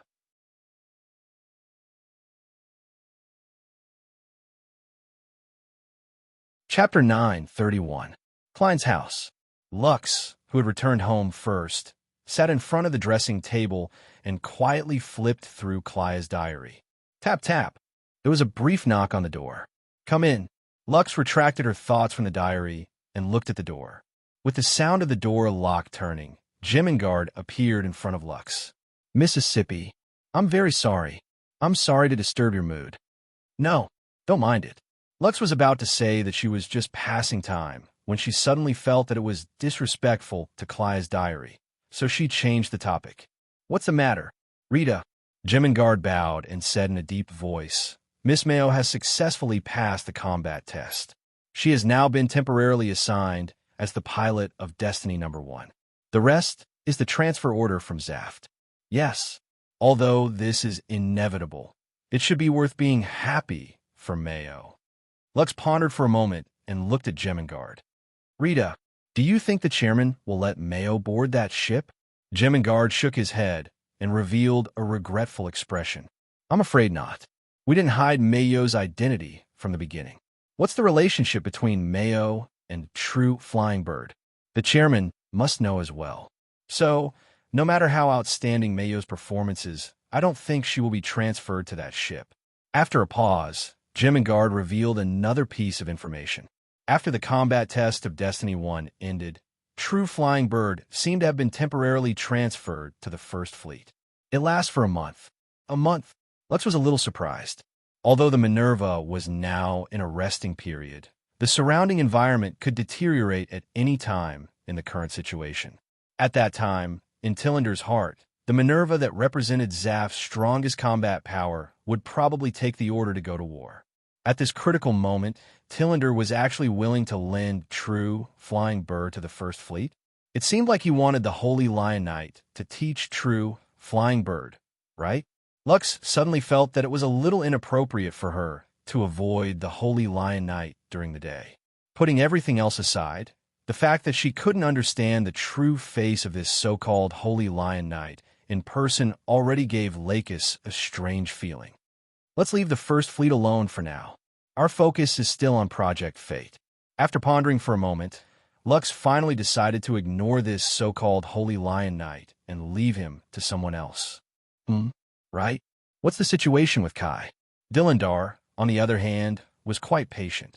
After he came back, he did not leak anything at all. No matter how hard the highest council tried, they could not make him reveal the situation on the moon.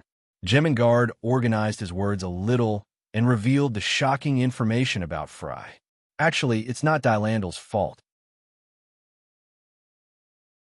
In fact, on the first night of the Ptolemy base, Plant, and the Britannia Empire's diplomatic missions, a rebellion broke out in Fry.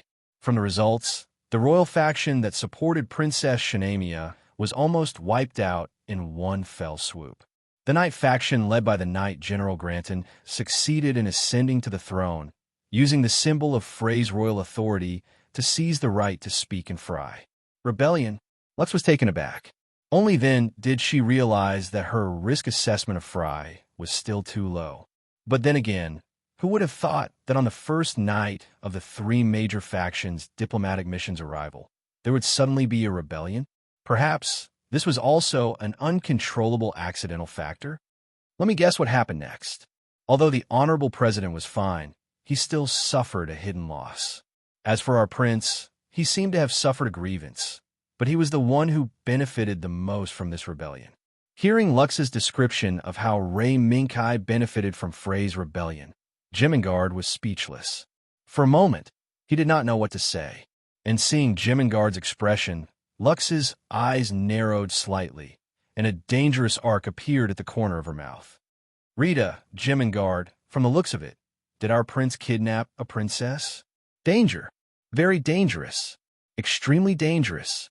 In an instant, the Grey World Lord, who had walked on the edge of the world for many years and experienced life and death, actually felt a trace of fear.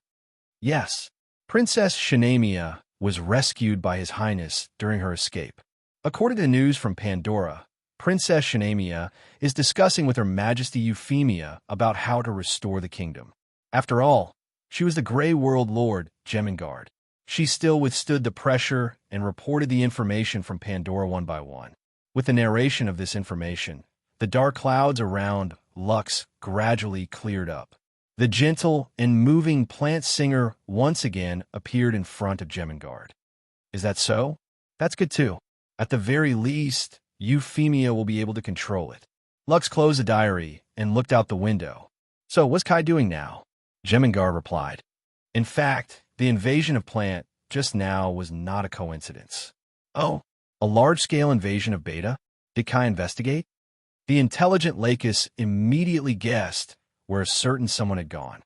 In the vast space, the blue planet was gradually covering the star that humans regarded as the source of life, casting its shadow on a spaceship that had entered the gravitational slingshot stage.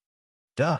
The automatic light adjustment system turned on the light source in time when the scattered shadow of Earth completely covered the spaceship, allowing bright light to once again fill the cabin. Kai, I didn't expect you to choose to go to that singularity alone to investigate. The white cat, State Zero, was lying in the co-pilot's seat, lazily wagging its tail. I was just a little curious. What's more, I don't know if it's a singularity. In addition, the son of the Dan slave should stay on the throne for the time being.